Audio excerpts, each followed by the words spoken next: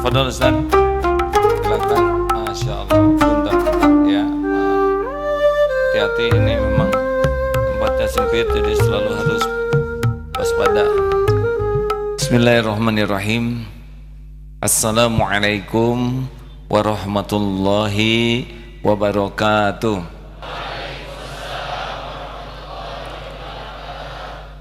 Alhamdulillahi rabbil alamin. Alhamdulillahilladzi khalaqal mauta wal hayata liyabluwakum ayyukum ahsanu amala wa huwal azizul ghafur.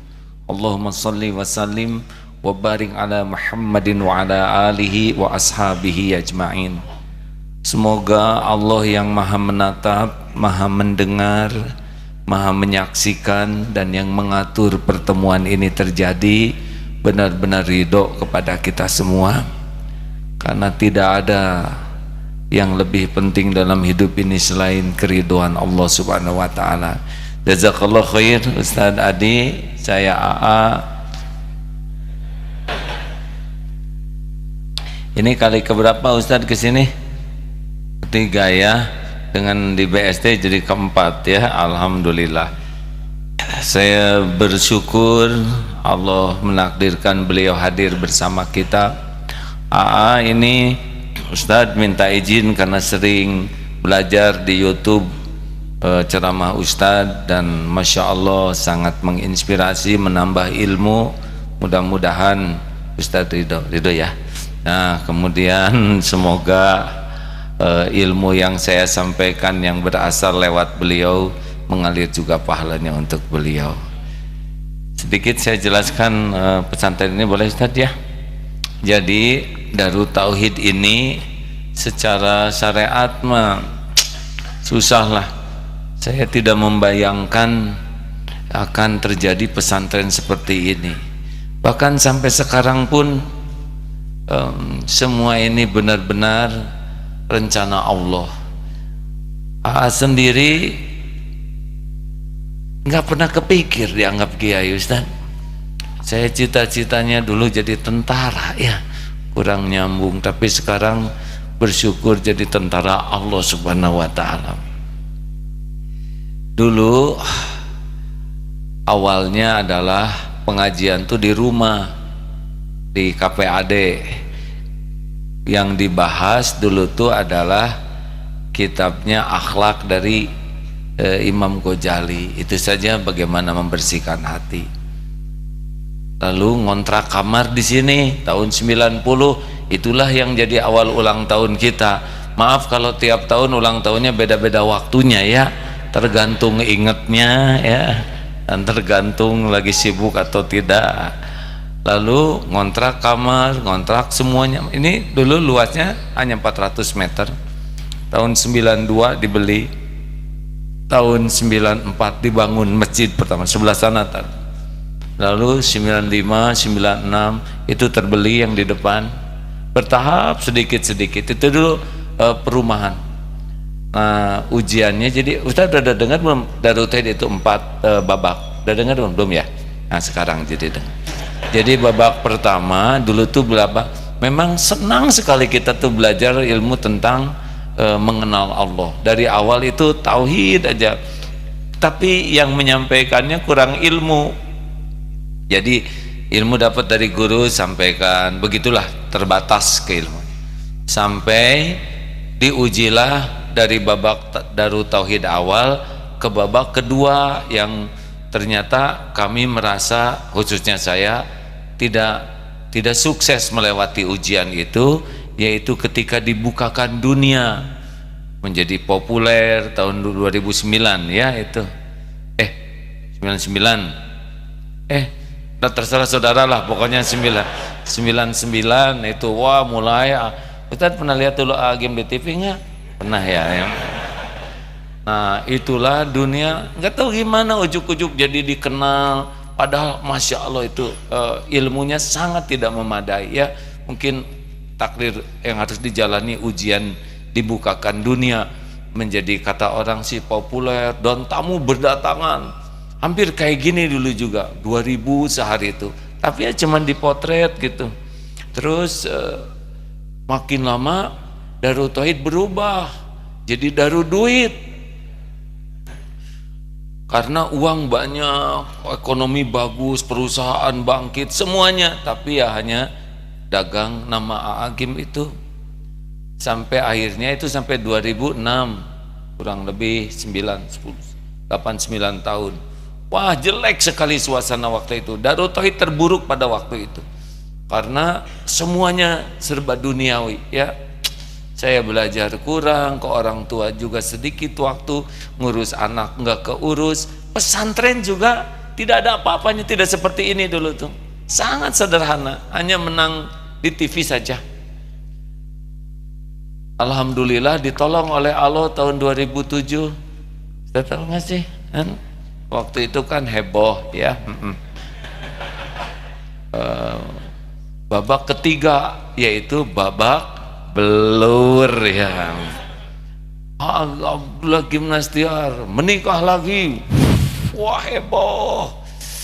Saya jadi kayak buronan. Itu Masya Allah. Dan itulah saat terbaik di dalam kehidupan di Darut Tauhid ini.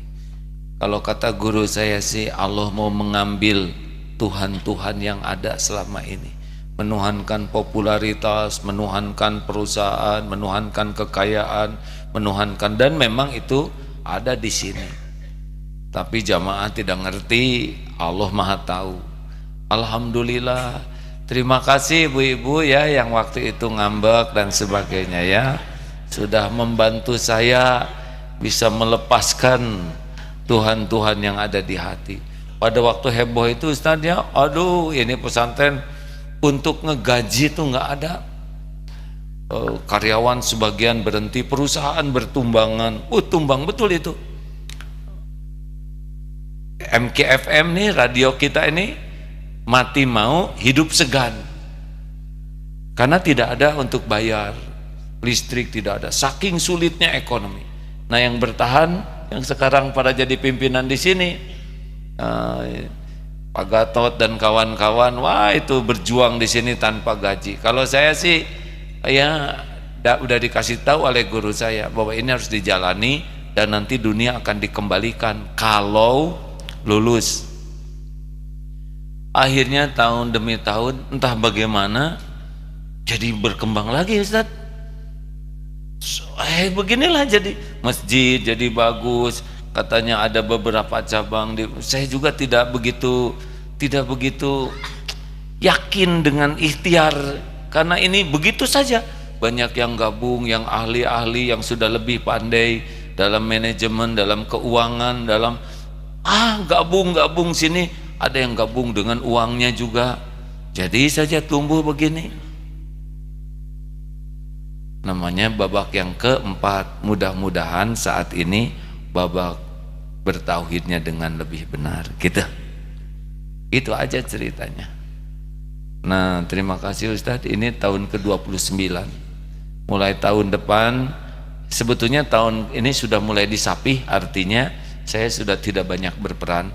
Tahun depan hanya 2 minggu di Indonesia, rencananya 2 minggu mau belajar lagi, dan ini sudah diurus oleh teman-teman. Begitu Ustaz. Nggak ada yang aneh sih selain cuma satu saja di sini, pertolongan Allah Subhanahu wa taala. Terima kasih hadirin sudah hadir. Ustaz Adi Dayat dipersilakan menyampaikan sesukanya apa judulnya, ya. Bagaimana perasaan Ustaz di sini? Alhamdulillah. Bismillahirrahmanirrahim. Alhamdulillahilladzi an'ama likulli ibadihi tammatan ni'mah wal mahabbah. Alhamdulillahilladzi allafa fi qulubina al-iman fa asbahna mu'minin. Alhamdulillahilladzi amarna bil ibadati fa asbahna minal muttaqin. Fa subhanalladzi khalaqana ahsana taqwim fa nahmaduhu hamdan syakirin hamdan na'imin kama 'allamana an nahmadah. Wa nusalli wa nusallimu ala afdalil anbiya'i wal mursalin an-nabiyil amin al-habibil karim nabiyyina Muhammadin wa ala alihi wa sahbihi wa ummatihi ila yaumiddin. Amma ba'du. Assalamualaikum warahmatullahi wabarakatuh. Alhamdulillah. Saya Adi.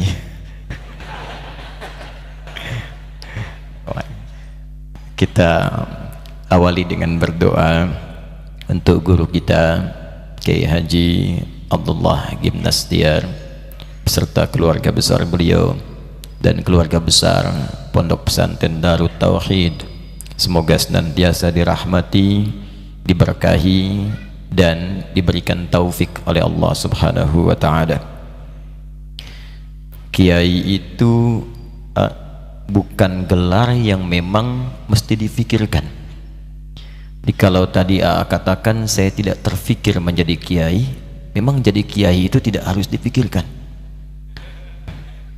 Karena kalau kita melihat hadis Nabi, itu diantara anugerah memang yang tidak bisa dikejar dengan pikiran dan pengetahuan formal. Tidak ada fakultas jurusan kiai. Yang ada keterangan Nabi dalam riwayat Sahih Al-Bukhari dari 97 pembahasan, ada di pembahasan yang ketiga. Pembahasan pertama kitab Badul Wahyi, kedua kitabul iman, ketiga kitabul ilmi, pembahasan tentang pengetahuan. Nomor hadis ke-71 riwayat sahabat Muawiyah bin Abi Sufyan radhiyallahu ta'ala anhu anin Nabi sallallahu alaihi wasallam qala man yuridillahu bihi khaira yufaqqihhu fid din. Kata Nabi, siapapun, man itu di ilmu nahwu ismun mausulun yadullu ala al-fardiyatil 'amiyah. Jadi huruf sambung kadang menunjuk kepada objek untuk ditunjukkan pada personal, tapi sifatnya general, terbuka. Jadi bisa laki-laki, perempuan, tua, muda, ya, besar, kecil. Kata Nabi, siapapun yang diinginkan oleh Allah memiliki nilai-nilai kebaikan, punya sifat-sifat baik, punya sebutan-sebutan yang baik, berubah jadi orang baik, maka tanda pertamanya ia akan dibimbing yufaqihu fid din, untuk mau mendekat pada tuntunan agamanya. Di dasar, semakin kemudian dekat, semakin mencintainya, semakin mendalaminya, mulai mempraktekannya, maka mulai naik kemudian urutan-urutan kemuliaan yang dilekatkan oleh Allah Subhanahu wa taala. Itu yang disebutkan isyaratnya di Quran surah ke-58 ayat 11. Yarfa'illahu alladhina amanu minkum walladhina utul ilma darajat. Allah akan mengangkat urutan-urutan derajat dari dua golongan yang utama. Satu, ahli iman. Biasanya kalau iman disebutkan, maka temannya amal soleh. Jadi kalau iman itu berdiri sendiri, artinya amal solehnya sudah masuk di situ, otomatis ya. Jadi kalau sudah ada iman, pasti amal soleh. Quran surah 103, wal asr innal insana lafi khusr illa alladhina amanu wa amilus salihat. Nanti didetilkan dalam Al-Quran, banyak detilnya. Setiap ada kata iman, setelahnya pasti amal soleh. Kalimat iman pertama Al-Baqarah ayat 3, alladzina yu'minuna bil ghaib. Setelah itu wa yuqimunas shalah, salat amal saleh. Wa mimma razaqnahum yunfiqun, ya infak amal saleh. Ya ayyuhalladzina amanu, Al-Baqarah 183, kutiba alaikumus siyam, siam puasa amal saleh. Jadi kalau kita ingin diangkat derajatnya oleh Allah, disayang oleh Allah, maka tingkatkan salat. Ya, dari yang salat fardu 5 waktu tambah sunnah, bangun tahajud, nanti akan terjadi perubahan dalam hidup kita. Merasa lebih enak, lebih tenang, lebih nyaman. Ingin diangkat lagi, tambah lagi, mulai mendekat pada Al-Quran, mulai puasa, ya, mulai mengajar. Kalau sudah masuk kepada mengajar, derajatnya beda lagi. Maka yang kedua, wa utul ilma darajat. Orang yang pengen belajar, diberikan pengetahuan, maka naik derajatnya, diberikan derajat tertentu oleh Allah Subhanahu wa taala.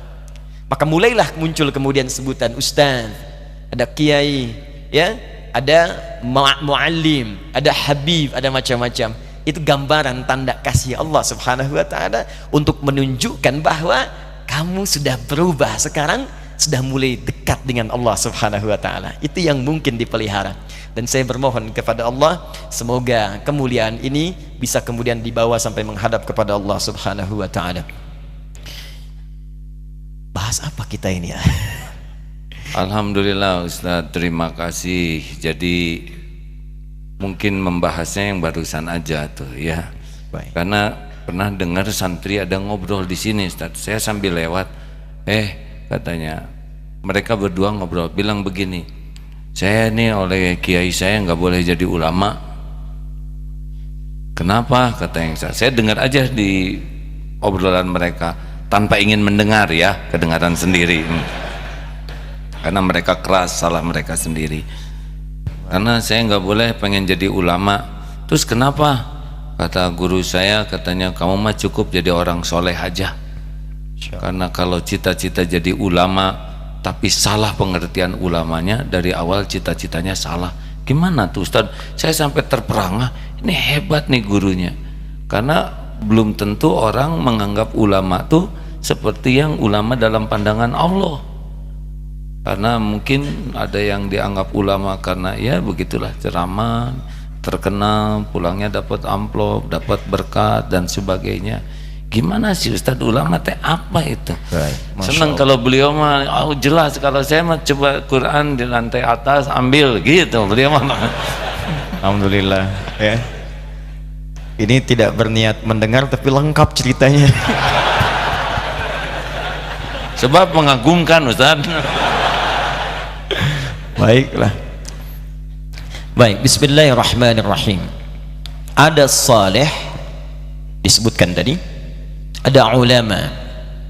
Pertama kita kenali dulu apa itu saleh, apa itu ulama, baru kita urutkan bagaimana menjadi saleh, bagaimana menjadi ulama, lalu kita bandingkan mana yang paling unggul di hadapan Allah antara ulama dengan saleh. Saleh itu sering diartikan baik. Pak Soleh, bapak yang baik. Di dalam Al-Quran, kebaikan itu setidaknya ada 5 sampai 6 nama. Satu, ada yang disebut dengan Tayyib namanya. Tayyib, dalilnya Quran surah kedua ayat 168. Ya, paling kanan sebelah bawah di mushaf. Lantai atas ada mushaf. Yang bawahnya itu. Baik. Ya ayyuhan nasu kulu mimma fil ardi halalan thayyiba. Kalau disebutkan thayyib itu artinya baik fisiknya, sehat. Karena itu di ayat ini diperintahkan seluruh manusia, apalagi orang beriman, jika ingin mengkonsumsi makanan apapun cari yang menyehatkan. Tidak semua yang diinginkan itu mesti dimakan. Tidak semua yang disukai itu mesti dikonsumsi. Kata Allah, kalau Anda ingin sehat, sederhana, cari makan dengan cara yang halal. Dari yang halal itu belikan yang menyehatkan untuk tubuh kita. Ya, kalau memang nasi kita makan sehat, ambil nasi. Kambing menyehatkan, silahkan makan daging kambing. Tapi kalau kemudian itu berpotensi mengganggu kesehatan kita, jangan dikonsumsi, kata Al-Quran. Karena itu kalau orang Arab ditanya, kaifa haluk ya akhi, apa kabar? Dia menjawab, alhamdulillah ana thayyib. Itu asalnya saya sehat, fisik saya baik. Cuma kan ada orang yang fisiknya baik, sehat, cuman kan pikirannya kurang sehat. Ya, ada Bang Thayyib 2 kali puasa, 2 kali lebaran, dia sehat gak pulang-pulang gitu. Ya, artinya ada yang kurang sehat dengan pikirannya. Nah, kalau kita ingin katakan fisiknya baik dan pikirannya pun baik, sifatnya baik, sehat dan jujur, sehat dan sabar, sehat dan tawadhu, sehat dan rendah hati, maka sifat berubah kemudian namanya dalam Al-Quran menjadi khair. Apa namanya? Khair. Turun Quran surah ketiga Ali Imran ayat 110, sebelah kiri paling atas di mushaf. Kata Allah, kuntum khaira ummatin ukhrijat linnas. Kalian itu orang Islam, kalian umat yang terbaik, punya sifat yang istimewa yang pernah dilahirkan untuk semua manusia. Di An-Nas itu menunjuk pada semua manusia. Manusia itu disebut 5 nama di Quran. Kadang Bashar 35 kali disebutkan dalam Al-Quran, itu menunjuk nafsunya. Ins 18 kali disebutkan dalam Al-Quran, menunjuk kelembutannya dan sifat nyatanya. Insan itu menunjuk aktivitasnya, 65 kali disebutkan dalam Al-Quran. Bani Adam menunjuk kepada asal mula keturunan sampai Nabi Adam, 7 kali disebutkan dalam Al-Quran. Dan An-Nas menunjuk semua sifat komunalnya tanpa kecuali, disebutkan 241 kali dalam Al-Quran.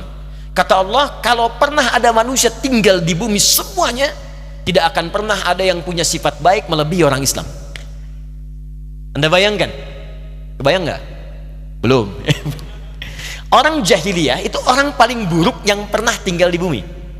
Diturunkan risalah Islam, turun Al-Quran, dan merubah mereka menjadi orang paling baik yang pernah hidup di bumi. Anda bayangkan, yang tadinya perampok, pembunuh, pemabuk, ya maaf, pencuri, pembegal, saking dahsyatnya sekampung begal semua. Betul, sekampung. Jadi kalau ada orang begal sekarang, dia terlambat jauh. Sudah ada dulu, bahkan pimpinannya dikenal, Jundub bin Junadah dari desa Gifar. Di Gifar itu sekampung begal semua, dan semua orang yang ingin berdagang mesti lewat situ. Niaga ke Yaman, ke Syam, lewat situ. Kalau nggak lewat nggak bisa nyampe. Setiap lewat store, tak store persekusi, nyawa bisa hilang dieksekusi. Store. Turun Al-Quran, diajarkan. Apa yang terjadi? Secara singkat pada taubat. Tukang begal Jundub datang pada Nabi, ya Rasulullah. Baru melihat Nabi, keluar kata-kata, langsung tunduk jatuh syahadat. Ausini ya Rasulullah, berikan pesan kepadaku. Kata Nabi, pulang dulu, perbaiki diri, dakwahi kampungmu. Kata beliau, sebelum pulang saya akan sampai ke depan Ka'bah, saya sampaikan terbuka keislaman saya. Kata Nabi, jangan lakukan, umat Islam masih sedikit, nanti kamu malah kesulitan. Apa jawabannya? Ya Rasulullah, saya ini membegal terang-terangan, masa syahadat sembunyi-sembunyi? Datang ke depan Ka'bah mengatakan, asyhadu an la ilaha illallah wa asyhadu anna Muhammadar Rasulullah. Ya ma'syara Quraisy, hai orang Quraisy, kalian mau apa? Dipukuli sampai pingsan. Kata Ali bin Abi Thalib karramallahu wajhah, jangan teruskan, kalau dia wafat kita celaka karena tak bisa lewat Gifar. Akhirnya singkatnya pulang ke Gifar, secara singkat berdakwah di Gifar. Bayangkan, mantan begal belajar pada Nabi, Nabi pindah kemudian ke Yathrib jadi Madinah, tiba-tiba Madinah heboh, datang tapak kaki banyak, dak tik tuk dak tik tuk dak tik tuk. Kisah nyata. Begitu orang heboh keluar melihat, ternyata sekampung Gifar dipimpin Jundub bin Junadah radhiyallahu ta'ala anhu masuk Islam semuanya. Anda bayangkan, seorang begal mendapat ajaran Quran, didapatkan langsung berubah jadi da'i dan menghafal hadis. Teman-teman hafal hadis bangun tidur, doanya bunyinya apa? Alhamdulillahilladzi ahyana ba'dama amatana wa ilaihin nusyur. Itu siapa yang meriwayatkan? Mantan begal. Buka di Al-Bukhari nomor hadis 181. An Jundub bin Junadah wa Muadz bin Jabal radhiyallahu ta'ala anhuma qala Rasulullah sallallahu alaihi wasallam, ya, jika bangun dari tidur ucapkan alhamdulillahilladzi ahyana ba'dama amatana wa ilaihin nusyur. Imam An-Nawawi mengambil hadis Jundub bin Junadah. Silahkan buka di Al-Arba'in An-Nawawiyah nomor hadis yang ke-18 itu.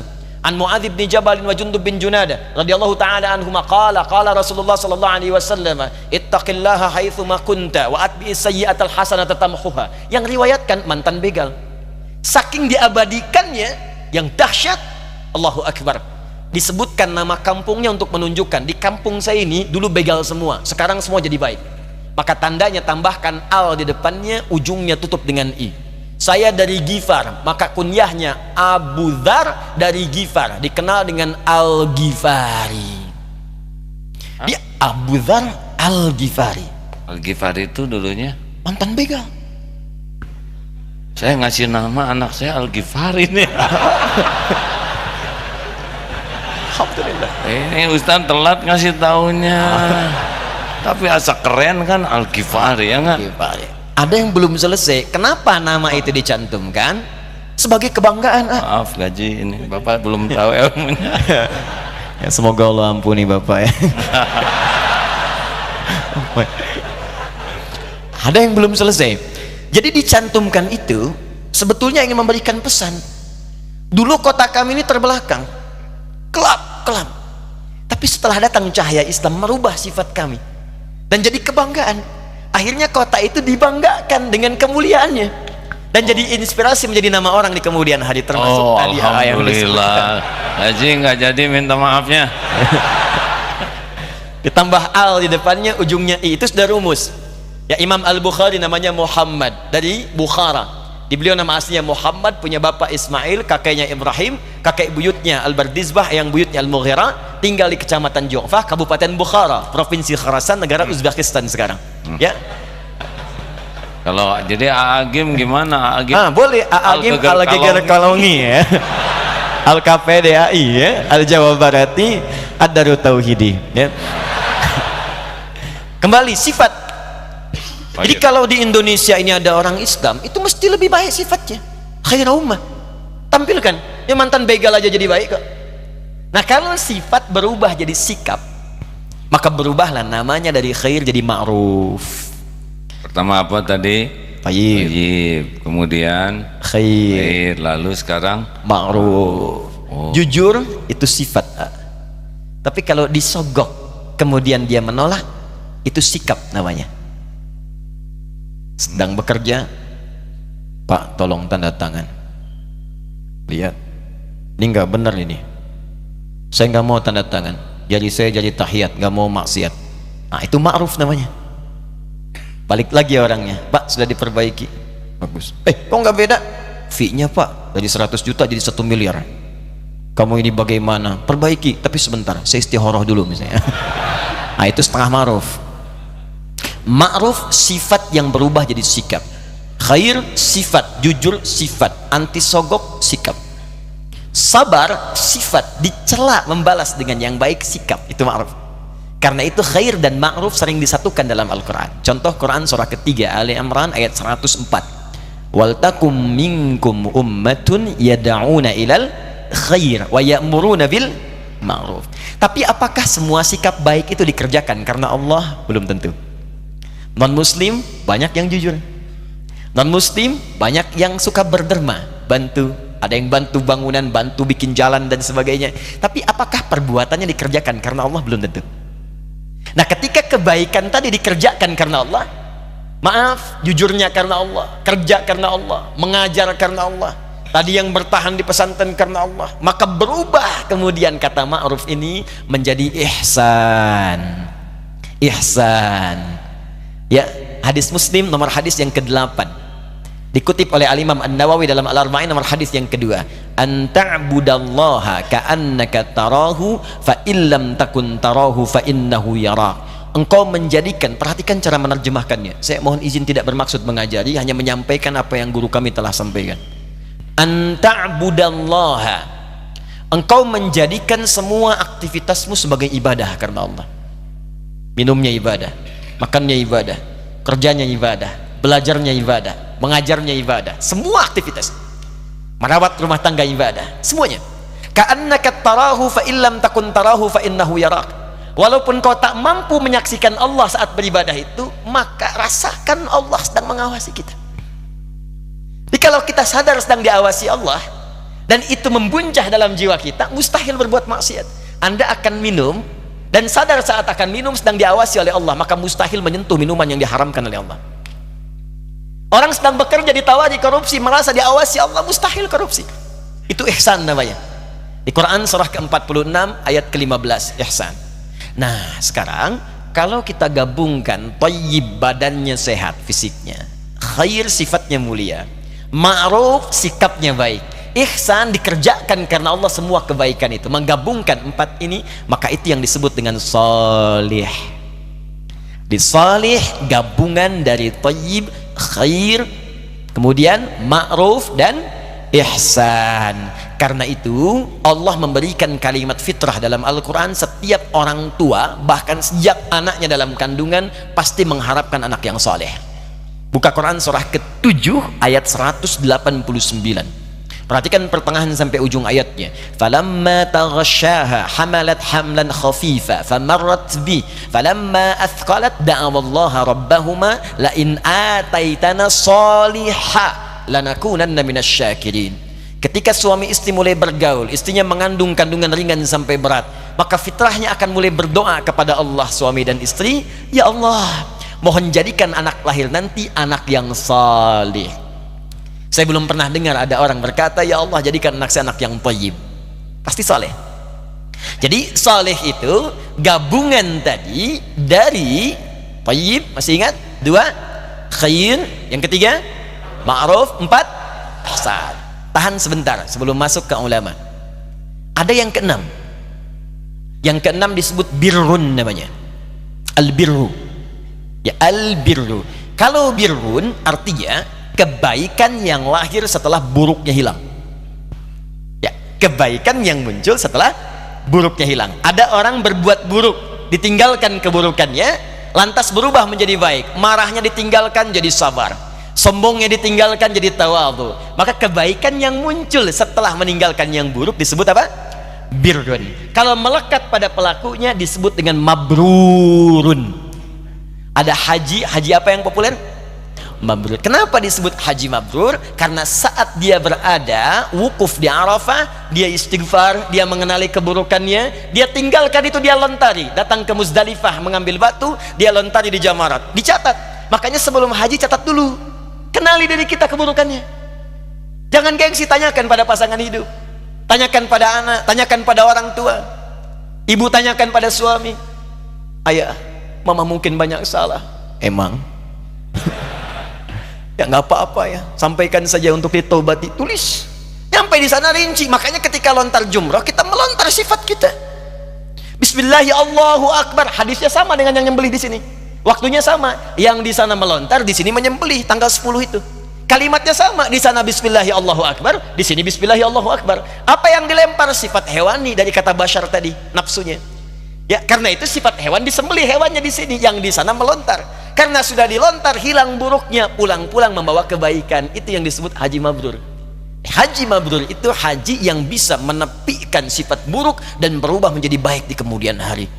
Karena itu diingatkan oleh Nabi, kalau sudah haji, sayang, udah fisik, harta, tenaga, waktu, jangan ditukar. Surga yang sudah diberikan oleh Allah itu, jaga itu dengan baik, jangan ditukar dengan maksiat lagi. Dilekatkan kalimat haji di situ, bukan gelar, pengingat. Jadi kalau ada yang menyebutkan Pak Haji, itu bukan gelar, ingat, pengingat, jangan sampai kebaikan Anda luntur lagi. Nah, kembali kepada tadi salih, fokus baik-baik. Salih itu umum, mencakup semua sifat ma'ruf. Umum salih itu. Ma'ruf itu kebaikan dikerjakan karena Allah. Salat baik dikerjakan karena Allah, ma'ruf. Sedekah ma'ruf.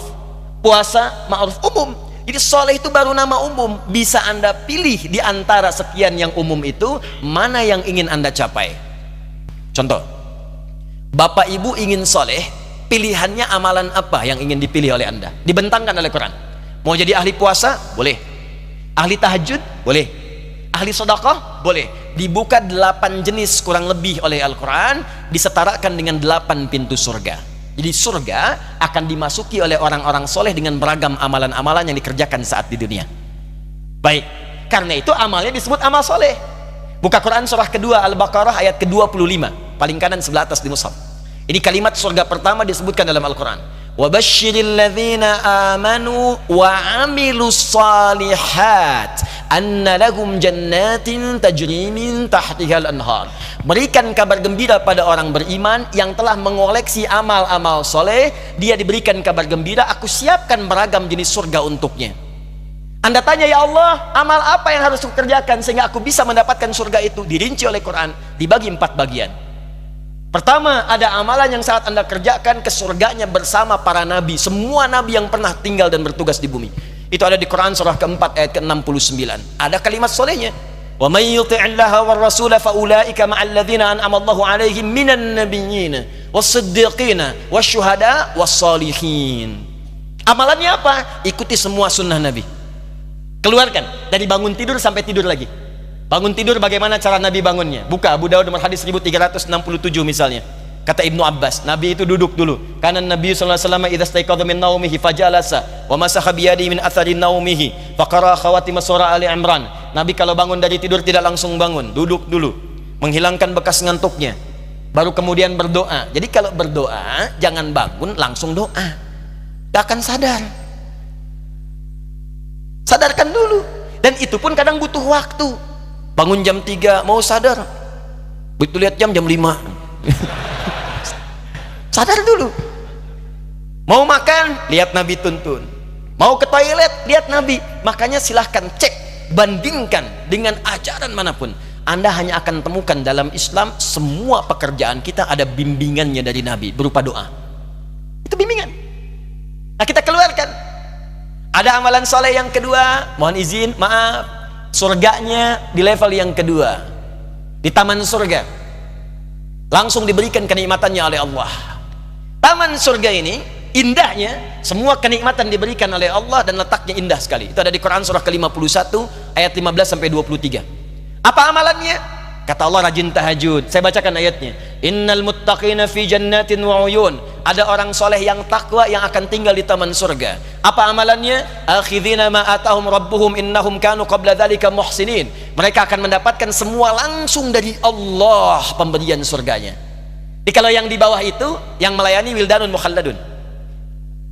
Ya, ada yang pengen minum, datang tiba-tiba. Kalau laki-laki datang bidadari surga. Cantiknya tak terlukiskan. Mala ainun ra'at wala udhun sami'at wala khatara ala qalbi bashar. Lihat istri sendiri nggak akan sebanding dengan itu. Ya, beda jauh. Seperti mutiara. Ya, seperti berlian, nampak indah. Dibawakan gelas-gelas, Masya Allah, bi aqwabi wa abarika wa ka'sin min ma'in. Gelasnya terbuat dari emas mutiara yang berkilauan. Kalau ibu perempuan dilayani pangeran-pangeran surga, indah. Tapi, silakan. Jadi kita kemana itu nanti? Insya Allah nanti kita pilih di belakang, nanti ada. Oh iya, siap. Akan terlihat. Siap. Baik. Tapi di taman surga yang berikan langsung Allah, indah.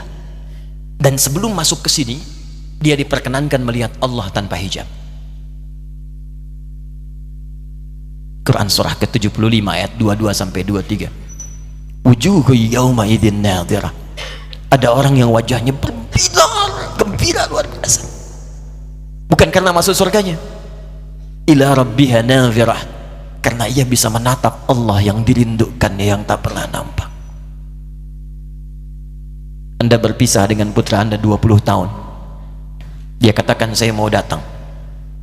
Di bandara landing pesawat jam 7. Ibu akan datang jam berapa? Bahkan ada yang menginap untuk menyambutnya. Dan suasananya luar biasa. Sekarang kita diberikan nikmat, kebutuhan, kesehatan, kenikmatan oleh zat yang tak pernah nampak di bumi. Kita merindukannya. Dan tiba-tiba berjumpa. Bagaimana kerinduan kita terbuncah saat itu. Saya ingat almarhum Kiai Haji Arifin Ilham, guru sahabat kita. Saya menengok beliau di rumah sakit sebelum wafat. Ustaz Hadi, abang sedang nunggu deh.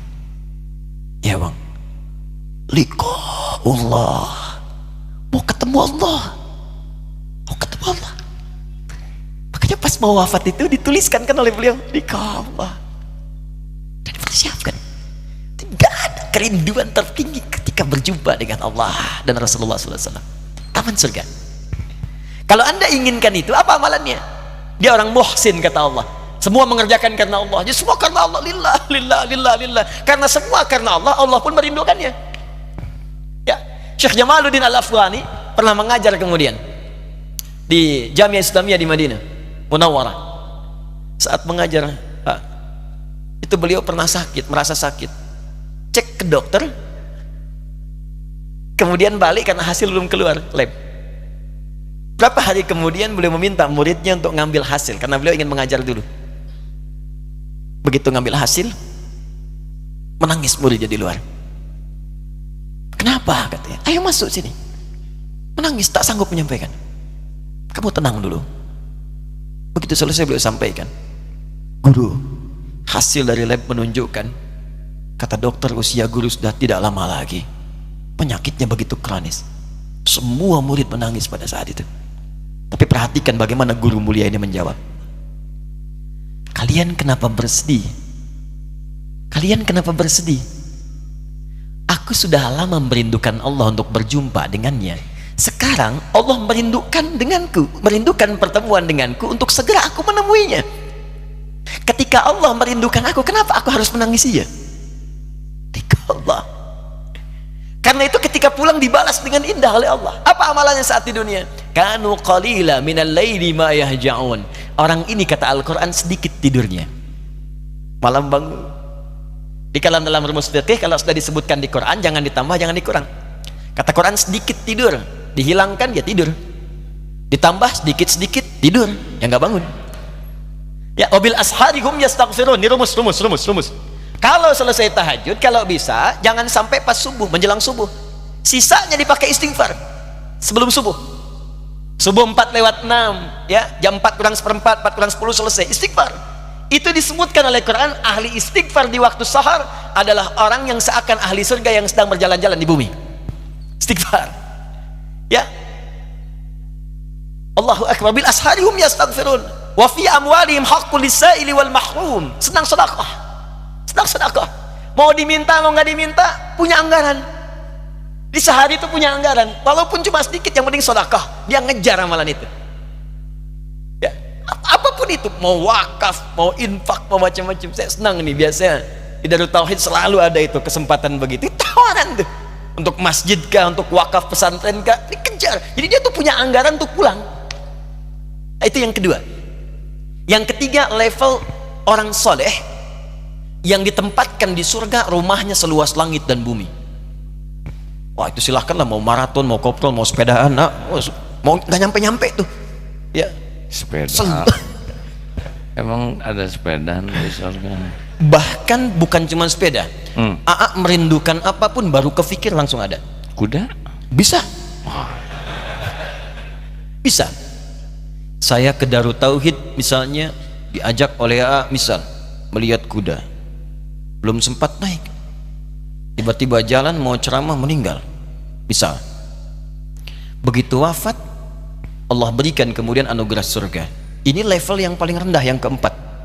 Misal saja, misal kata Allah yang keempat ini pun yang nggak disebutkan, itu kalau minta apapun. Al-Baqarah ayat 25, ya, kullama ruziqu minha min thamarat rizqan qalu hadzal ladzi ruziqna min qablu wa utubihi mutasyabiha. Tiba-tiba begitu masuk surga yang ini, ingat kepikiran pertama kali begitu wafat, kan belum naik kuda, masuk ke sini ingat, ya Allah, kuda kim sling, wa utubihi mutasyabiha, diberikan persis seperti yang terfikirkan di benaknya. Waduh. Ya Allah, tapi agimnya nggak ada, misalnya ajak pling, Ya, saya kan belum meninggal. ternyata di atas saya gitu. Bisa ada. Jadi ada level yang seluas langit dan bumi. Amalannya apa? Di Ali Imran ayat 133 sampai 134, paling kanan sebelah atas di mushaf. Itu dia rajin infak. Alladzina yunfiquna fis sara. Pertama istighfar dulu. Wasari'u ila maghfiratin min rabbikum. Ayo cepat bergegas introspeksi diri, istighfar. Jalan ke sini istighfar, pulang dari sini jalan istighfar. Istighfar, astagfirullah. Kan banyak salahnya. Mata berapa kali salah ayo dalam hari ini saja.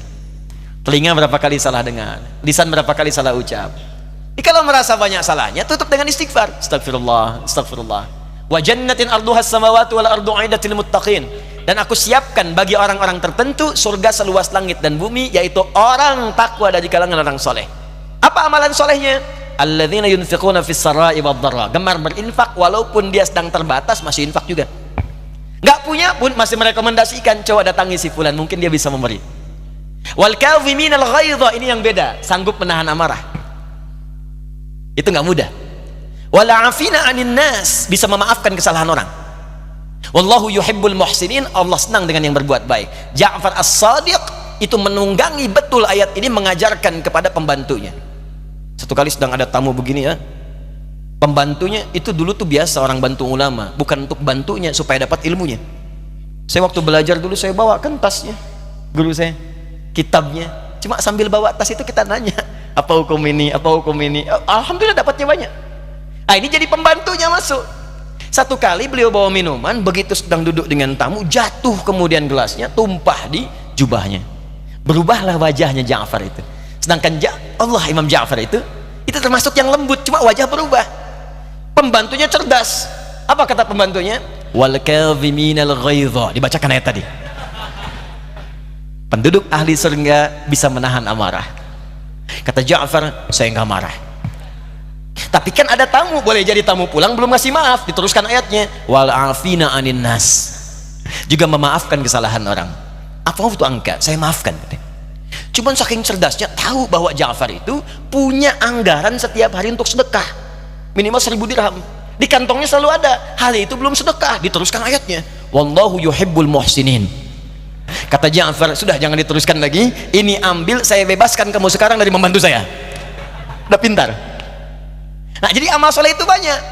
Di antara amalan soleh yang terbentang, dibukalah pintu surga. Yang ahli puasa, pintunya Ar-Rayyan. pintu tahajud, ada pintu sedekah, tapi ada satu pintu yang saat dibuka akan memasuki semua pintu-pintu itu. Itulah amal soleh yang bahkan disebutkan dari hadis Ibnu Majah nomor hadis 233 riwayat sahabat Abu Darda radhiyallahu taala anhu, adalah pintu para pewaris Nabi.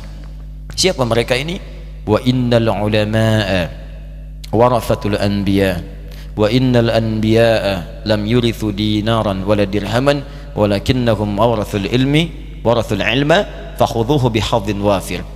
Sungguh para ulama itu adalah pewaris Nabi,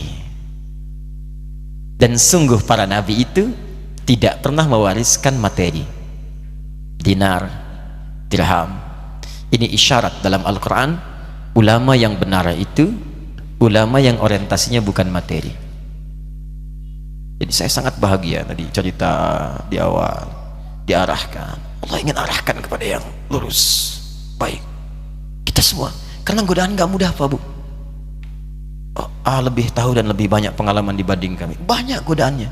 Saya dari dulu guru saya sudah menyampaikan sebelum datang ke Indonesia, dari godaan amplop di sini. Saya mengajar di Libya, dan saya diangkat jadi Amir Khutbah usia 26 tahun. Kalau di sini ketua majelis ulama lah, jadi saya berhak menentukan siapa yang khutbah di sana, dan semua yang khutbah mesti laporan dulu ke saya untuk bikin teks, saya periksa. Dan nggak ada kasih amplop di sana, pemerintah yang berikan. Ya, pulang ke sini muncul amplop. Itu yang repot. Makanya pertama kali Nabi diingatkan ketika beliau ditugaskan untuk berdakwah, jangan sampai orientasi materi, wala tamnun tastakfir. Jangan kamu ngasih untuk mendapat yang lebih banyak. Sekarang amplop aja istilahnya udah pakai istilah ilmu hadis. Kalau amplopnya tebal bagus, ini sahih. Amplop tipis dhaif. Tipis tapi banyak sahih li ghairihi. Gak dikasih amplop maudhu'. Ada yang istilahnya air, datang kemana aja, itu airnya air hujan. Ya, tapi nggak bisa datang, cuman orang datang banyak, terbatas, itu airnya sumber air. Ya, nggak akan datang kalau nggak ngalir, itu seperti PDAM. Ya, kalau nggak dibayar nggak akan ngalir. Itu ada yang seperti itu dihindari. Maka yang pertama kata Nabi, kalimatnya ulama itu bagian dari amal soleh. Amal soleh, dan tingkatnya tinggi karena mewarisi Nabi. Dan Nabi mewariskan pengetahuan. Karena itu di antara urutan orang-orang soleh tadi, tingkat tertingginya langsung di bawah kriteria para nabi itu ulama. Nggak mungkin ada ulama kecuali soleh, karena urutan tingkat soleh nomor satu itu ulama, jamak dari kata alim. Makanya ada riwayat mengatakan fadlul alim alal abid ka fadlil qamari ala sairil kawakib. Jikalau seorang sudah alim, punya ilmu, dan dia beribadah dengan ilmunya, dibanding orang soleh biasa yang cuma sholat, itu beda pahalanya tinggi. Pahalanya, pengen tahu pahalanya? Anda kalau belajar berilmu, kemudian mengamalkan dengan ilmu itu untuk ibadah, maka pahalanya sejumlah benda-benda yang ada di langit. Hitung sendiri. Kalau standar ibadah saja, misal sholat, nggak belajar fikih sholat, yang belajar cuma sederhana aja, takbir, ya sampai salam, yang penting hafal bacaan, tahu gerakan, tapi nggak ngerti artinya, nggak paham apakah itu takbir maknanya apa, doa ruku nggak ngerti, doa sujud nggak paham, tetap dapat pahala. Menggugurkan kewajiban, pahala dapat. Berapa pahalanya? Buka Quran surah ke-6 ayat 160.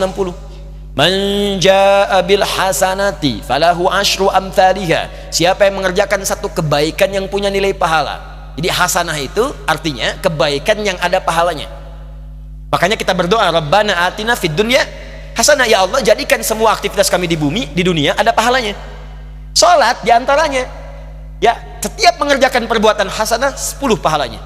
Salat di Quran disebut hasanah. Buka Quran surah ke-11 ayat 114. Aqimis salata tarafain nahar wa zulafan minal lail innal hasanati yudhibnas sayyi'at.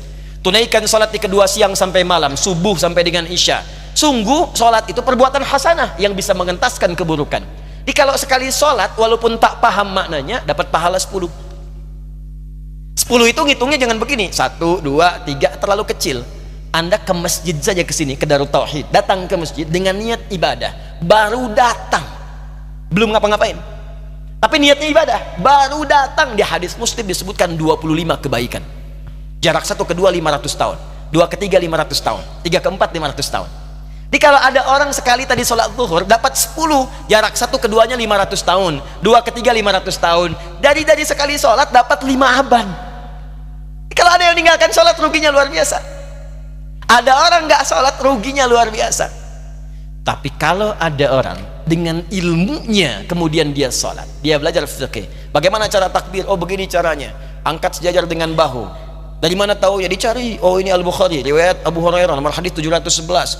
Di Muslim hadis 1397, 397 diangkat begini, sejajar dengan bahu. Ada yang sejajar dengan daun telinga, ditemukan di An-Nasai, dicari sampai kisahnya. Apa maknanya ini? Oh maknanya begini, kalimatnya apa? Allahu Akbar. Lalu setelah paham dipraktikkan. Itu pahalanya bedanya, itu kata Nabi, sejumlah seluruh benda langit yang ada di langit, di semesta. Kalikan 10 tadi. Saking dihargai ya. Alim. Jadi ulama itu orang soleh tingkat tertinggi. Orang ulama pasti beribadah. Nggak ada ulama yang nggak ibadah. Silahkan cek. Ya, ketika disebutkan dalam Al-Quran surah Fatir, surah 35, ayat 7 sampai 28, kata Allah, saking khusyunya ulama ini, bahkan tidak ada yang paling khusyuk dalam ibadahnya setelah urutan para nabi kecuali ulama. Innama yakhshallaha min ibadihi ulama. Sungguh yang paling takut, paling khusyuk kepada Allah di kalangan manusia biasa pasti ulama. Sholat takut kalau nggak diterima, takut. Berfatwa takut, nggak sembarangan fatwa, nggak sembarangan. Jadi ulama itu nggak sembarangan, takut kalau bicara salah, takut keliru. Jadi mustahil kemudian keluar kata-kata bahkan yang bertentangan dengan hukum-hukum Al-Quran atau menyinggung Nabi Sallallahu Alaihi Wasallam misalnya, itu mustahil. Ya, jadi ketika disebutkan ulama, itu artinya orang soleh urutan nomor pertama. Dan pertama disebutkan dari kalangan ulama ini adalah ahli Al-Quran. Jika ada ulama ahli Al-Quran, Qurannya diamalkan, Allahu Akbar, maka dia bisa membawa, maaf, ibu yang telah melahirkannya, bapak yang bekerja keras untuknya, istri yang mendampinginya, anak cucu yang mengiringi kehidupan di dunianya, dia bisa gandeng semuanya itu masuk surga, jadi pemimpin untuk keluarga besarnya ke surga. Itu ada di Quran surah ke-13 Ar-Ra'du ayat 23 sampai 24. Dan dia diperkenankan membawa keluarganya ke semua pintu surga, disambut oleh semua malaikat sebelum menempati surga tertinggi yang telah disiapkan. Jannatu 'adnin yadkhulunaha wa man salaha min abaihim wa azwajihim wa dhurriyyatihim wal malaikatu yadkhuluna 'alaihim min kulli bab salamun 'alaikum bima sabartum fa ni'ma uqbad dar. Ada orang, kata Allah, di antara hambaku akan masuk ke dalam surga Aden, dia menggandeng orang tua yang telah berjasa mendidiknya menjadi ulama ahli Quran. Tahu dari mana ahli Quran? Ditafsir di Quran surah Fatir ayat 33-nya, 32 sampai 33. 33 kalimat yang sama. Di 32-nya ahli Quran, "Tsumma awrasnal kitaba alladziina astafaina min ibadina." Kami wariskan Al-Quran kepada hamba-hamba terpilih yang kami pilih. 33-nya Allah, jannatu 'adnin yadkhulunaha yuhallawna fiha min aswabir. Ada orang ahli Quran akan masuk surga, di sini diberikan perhiasan dulu oleh Allah, dikasih jubah, dikasih gelang-gelang emas, diperkenalkan pada seluruh penduduk langit dan bumi. Di At-Tirmidzi nomor hadis 2015, diundang orang tuanya, diberikan mahkota khusus, dipakaikan di kepala kedua orang tuanya. Ini orang tua hebat, diwisuda oleh Allah. Orang tua hebat diperkenalkan pada penduduk langit dan bumi yang bisa sabar mendidik anaknya jadi ulama. Maka ibunya digandeng yang telah melahirkannya, bapaknya digandeng, anak istri ikut di belakangnya masuk, disambut oleh semua malaikat di setiap pintu surga. Kata malaikat, salamun alaikum bima sabartum. Bentuknya jamak, kum, menunjuk pada orang tua juga. Diucapkan selamat bapak ibunya, ibu bapak selamat ya, sabar saat mendidik anak anda, sabar, sabar bu, masukin pesantren sabar. Jadi arsitek banyak bu, ke ITB jadi insya Allah insinyur, ke IPB jadi ahli pertanian, ke UI, ke Undip jadi dokter, banyak. Jadi ulama itu susah, makanya sabar. Anak mengeluh di pesantren, sabar, didik jadi ahli Quran dari awal, mulai membaca, menghafal pelan-pelan. Yang dilihat oleh Allah bukan hasilnya bu, ikhtiarnya. Itu beruntungnya kita. Di mungkin saat ibu mendidik, ibu wafat, jadi ibu. Saat anak dididik mungkin wafat, jadi pak. Yang dilihat bukan hasil, dia gandeng tuh. keluarganya semua masuk. Allahu Akbar. Diberikan mahkota, masuk. Dan dimintakan langsung oleh Allah, Iqra waqar fa inna akhira qiraatika akhira manzilatika. Sekarang silahkan bacakan Quran yang biasa engkau bacakan saat di dunia. Tempat tinggalmu adalah akhir dari bacaanmu. Digandeng naik ke atas. Allah, tidak ada yang paling indah. Makanya ketika ada yang mengatakan jadi ulama, jadi saya katakan pada ibu saya, bahkan Allah akan turunkan saat di dunia. Ayah saya meninggal saat saya masuk pesantren, dan baiknya saya rasakan luar biasa. Beliau mengajar di musalla kecil dulu, sekarang jadi masjid. Itu saya selalu di bawah. Beliau mengajar, saya tidur. Sekarang gantian saya mengajar, beliau tidur. Dan kadang di pangku gendong sampai pulang. Saya pernah sengaja pura-pura tidur untuk ingin tahu apa yang dikerjakan ayah saya di jalan. Jaga betul supaya nggak bangun. Begitu saya disimpan di kasur dan bangun, diajak bercanda. Saya mau masuk pesantren, beliau nggak sempat ngantar.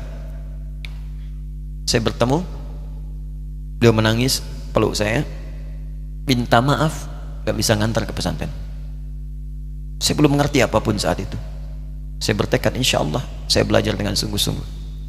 Sepekan 2 pekan saya dapat panggilan pulang. Saya tanya pada kakak saya yang ikut, sekarang ada di sini, di mana ayah? Beliau nggak jawab. Sampai di Bandung, paman saya, beliau sekarang Sekom MUI Jawa Barat, langsung menyampaikan, nampaknya nggak akan terkejar sampai sana, mungkin sudah dimakamkan. Saya ngerti, paham saat itu bahwa beliau telah wafat. Maka saya pulang. Maghrib saya sampai, saya dapati ibu di ruangan tengah. Saya datangi, saya menahan tangis, tidak menangis sedikit pun untuk membahagiakan ibu saya. Saya datang, saya peluk, saya temani tidurnya. Itu pertemuan saya dengan ayah saya terakhir di mimpi. Saya bermimpi melihat sudah pakai kemeja, tersenyum, mendadahi saya. Sudah. Besoknya saya cari ke kamar. Ternyata Allahu Akbar, apa yang selama ini saya pelajari di pesantren, kitabnya sudah ada di kamar semua, sudah disiapkan. Saya menangis saat itu. Saya bawa mushaf. Jadi bapak saya, ayah saya, itu bajunya pun saat wafat dibagikan kepada sahabat-sahabatnya. Bajunya, kitab-kitab ini dibagikan. Ibu saya menunjukkan kemudian ada jam yang nanti nak pakai. Saya bilang simpanlah. Saya bawa mushaf. Dengan mushaf itu saya duduk di ruangan tengah, saya menghadap ke kiblat dan saya mohon kepada Allah, ya Allah, saya tak punya kemampuan lagi membahagiakan ayah saya saat hidup di dunia, tapi mohon jadikan setiap huruf dalam Al-Quran ini, ya Allah, pahalanya mengalir untuk ayah saya. Begitu saya bacakan saat itu, tak bisa saya berhenti, dan tiba-tiba langsung masuk ayatnya, artinya, posisinya, nomornya, gak pernah berhenti, masuk. Saya bertekad ingin berbuat baik. Puncaknya saya sekolah. Ibu, ya Allah, saya ingin berbakti pada ibunda saya. Anda tahu apa yang terjadi? Demi Allah saya katakan, ketika Anda bersabar, ibu saya, Bu, Pak, itu krisis 97 Pak. Waktu krisis saya masuk pesantren, saya diberikan sempurna bekal seperti anak-anak lain. Rupanya ibu saya sudah tanya kepada santi-santi, orang tuanya, berapa bekal Anda kasihkan? Dikasih yang paling tinggi itu dikasihkan pada kami tiap bulan. Saya terima. Satu kali libur saya pulang dari jauh, ibu saya tersenyum melihat sedang jemur pakaian melihat saya. Begitu saya tiba, kaget saya. Ya kok pakaian ibu saya, pakaiannya nggak cocok dipakai gitu. Ini bukan pakaian ibu saya, kayak kain pel lah kalau sekarang. Saya masuk ke rumah, saya kejar, saya buka pakaiannya, lemarinya, saya nggak temukan sedikit pun. Saya kejar kakak saya, dia sudah siapkan makan. Kak perempuan kami yang kedua, mana pakaian ibu saya? Perhatikan jawabannya. Dia menangis saat itu. Dia bilang, mama itu telah menjual semua perhiasan dan pakaiannya untuk pendidikan kamu. Jual. Untuk kita katanya. Jual.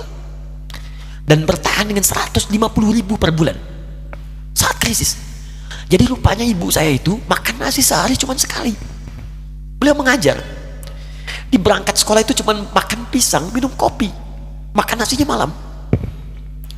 9 Saya bilang, ya Allah, saya akan ganti baju ibu saya dengan kain ihram dan saya gandeng tangannya di Masjidil Haram.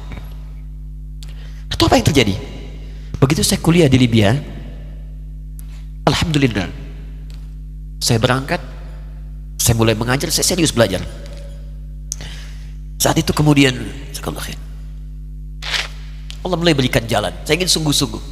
Malam saya bangun, saya sholat, saya belajar, saya menghafal Quran, saya belajar riwayat Quran. Sampai puncaknya tiba. Saya ditugaskan pemerintah Indonesia saat itu untuk jadi petugas haji di Mekah. Saya telepon ibu saya. Saya bilang, Ma, saya insya Allah akan haji 2010. Saya telepon Februari saat itu. Saya dengar suara, terbayang wajahnya, indah, senyuman, bahagia. Alhamdulillah, nak. Kapan berangkat? Tahun ini insya Allah. Saya bilang, dan saya tidak akan pernah berangkat kecuali mama pun akan berangkat. Terdengar nada pesimis tapi senyum. Dari mana katanya? Allah akan kasih, saya bilang. Saya sedang bekerja, berusaha karena Allah. Mustahil Allah akan sia-siakan kita. Berapa butuhnya? Porsinya 25 juta. Kapan harus ada? Bulan Juni. Ya, jadi dari Februari ke Juni itu. Ya, Juli bukan Juni, Juli. Ya, jadi saya masih ingat tuh bulan 7, 5 bulan itu. Saya ibu, Pak, nabung saya. Saya beli tabungan, saya niatkan untuk ibu saya haji. Bulan Juli masih setor 25 juta. Jadi semua tabungan masukin situ. Ada yang ngajar ngasih, masukin situ. Masukin semua. Tepat sepekan sebelum itu kemudian didaftarkan, saya buka tabungan. Allahu Akbar, karunia Allah luar biasa. Tadi butuh berapa? 25 juta. Begitu dibuka, Masya Allah, 1 juta. Karena beasiswa nggak banyak, 1 juta. Tapi 3 hari sebelum daftar, entah dari mana ibu-ibu pengajian di KBRI datang, Ustadz, ibu katanya mau haji juga ya, Ustadz mau haji ya, ibu ikut ya. Sudah nggak usah dipikirin, nanti kami yang pikirkan semuanya. Tiba-tiba dikirim, bayar porsinya di sana, dapat koper paling besar. Bayangkan, tadinya kopernya belum datang, telepon lagi, nak, koper belum datang katanya. Saya bilang, Ma, tenang aja, apa hajinya nggak jelas ini? Tidak jelas, saya bilang, insya Allah. Ya. Nah, cuman beritanya berbeda. Begitu saya telepon lagi, Ma, gimana bisa? Nah, telah keluar pengumumannya. Kapan, Ma? 2013. Loh, kan saya hajinya 2010, nggak bisa, harus 2010. Lihat kalimat ibunda saya. Nah, jangan pernah mengambil hak orang lain. Allah kasih 2013, alhamdulillah. Saya bilang, Ma, kita tidak harus mengambil hak orang lain, tapi kita meminta kepada Allah yang memanggil kita. Boleh jadi Allah akan berikan tambahan kuota pada tahun ini. Doa lagi, minta, langsung ke masjid. Tiba-tiba ada sidang oki di Istanbul saat itu, keputusan 1.000. Setiap ada 1.000 muslim, 1 kuotanya. Saat itu Indonesia dapat tambahan 22.000, termasuk ibu saya ada di situ. Ya, acara malam Al-Qadar 27 Ramadan, malam masih ingat betul, saya jadi MC dengan rektor pada saat itu. Saya nggak pernah bawa handphone, tiba-tiba handphone itu saya bawa, berbunyi kemudian telepon itu. Saya minta pada rektor izin, saya angkat dulu, diperkenankan. Saya kemudian ke belakang masjid, saya angkat. Tiba-tiba saya dengar suara sudah menangis. Nah, katanya, kenapa, Ma? Alhamdulillah, Mama bisa haji. Ternyata kuota itu termasuk ibu saya. 5 bulan, Pak. Enak biasa. Nggak bayar tambahan, nggak ada macam-macam, bisa berangkat. Begitu saya berangkat duluan, saya tungguin betul di apartemennya, di maktabnya sampai datang. Begitu sudah datang, saya nggak sapa, saya lihat dari jauh. Bahagianya saya bisa mengganti pakaian tadi yang lusuh dengan kain ihram. Saya perhatikan, saya ikuti dari belakang. Di lift, saya ikuti. Di jalan, saya ikuti. Begitu sampai Masjidil Haram, saya gandeng tangannya. Ma, kita sama-sama. Labbaik Allahumma labbaik. Labbaik la syarika lak labbaik. Saya tawaf, saya gandeng ibu saya lindungi supaya dapat kenikmatan dalam tawafnya. Begitu saya rasakan bagaimana Sayyidah Hajar bekerja keras untuk Ismail. Saya balas di situ, saya gandeng tangan yang kanan, saya minta pada Allah, muliakan ibu saya, ya Allah, muliakan ibu saya, muliakan, berikan saya kesempatan membahagiakannya. Cuman yang kanan digandeng, yang kiri kosong, karena sudah tidak ada. Jadi ketika Anda belajar pun untuk menjadi ulama, Allah akan muliakan Anda. Orang tua Anda akan dapat bagiannya. Yang hafal Quran itu Musa, yang bisa haji bapak ibunya. Kemarin saya jadi Amirul Hajj dari kedutaan Saudi berangkat, membawai 350 orang rombongan. Siapa yang saya bawa? Ahli Quran, yang hafal Quran anak-anaknya. Ahmad Kamil, yang haji, pengajarnya, murabbinya, ibunya, temannya, banyak yang berangkat. Yang berangkat siapa? Calon ulama. Dijadi ulama itu jangankan sudah jadi, kalau benar caranya, baru bergerak pun Allah pasti akan jaga. Kalau benar caranya. Di satu pertanyaan tadi, pilih mana orang soleh atau ulama? Jangan pisahkan, karena jadi ulama itu adalah tingkat tertinggi bagian dari orang soleh. Jadi mesti ada yang jadilah di keluarga. Pilih satu, mungkin ahli Quran, kedua ahli hadis, yang lain dunia, tapi dunia diniatkan membantu ibadah. Jadi arsitek buat bangun masjid, bangun pesantren, pahala banyak. Insya Allah akan dibuka oleh Allah. Insya Allah. Ada kurang lebih begitu ya. Satu pertanyaan tadi, ya, apa beda antara orang soleh dengan ulama? Wallahu ta'ala alam bissawab. Hati saya sedih. Yang pertama, menyimak perjuangan orang tua Ustadz, Masya Allah, semoga ayah jadi ahli surga, ibu pun dimuliakan dunia akhirat. Tapi dari tadi saya sedih sekali.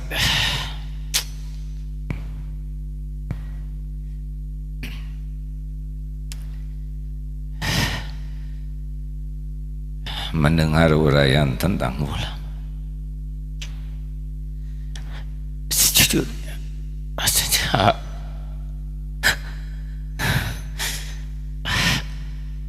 sepertinya jauh sekali dari yang Ustaz sampaikan tadi. Saya Quran belum mengerti, jangan kenapa bahasa Arab juga tidak fasih. Ilmu kitab jauh. Gimana Ustaz? Nggak kepikir punya posisi seperti sekarang ini. Tapi kalau kriteria ulama seperti tadi,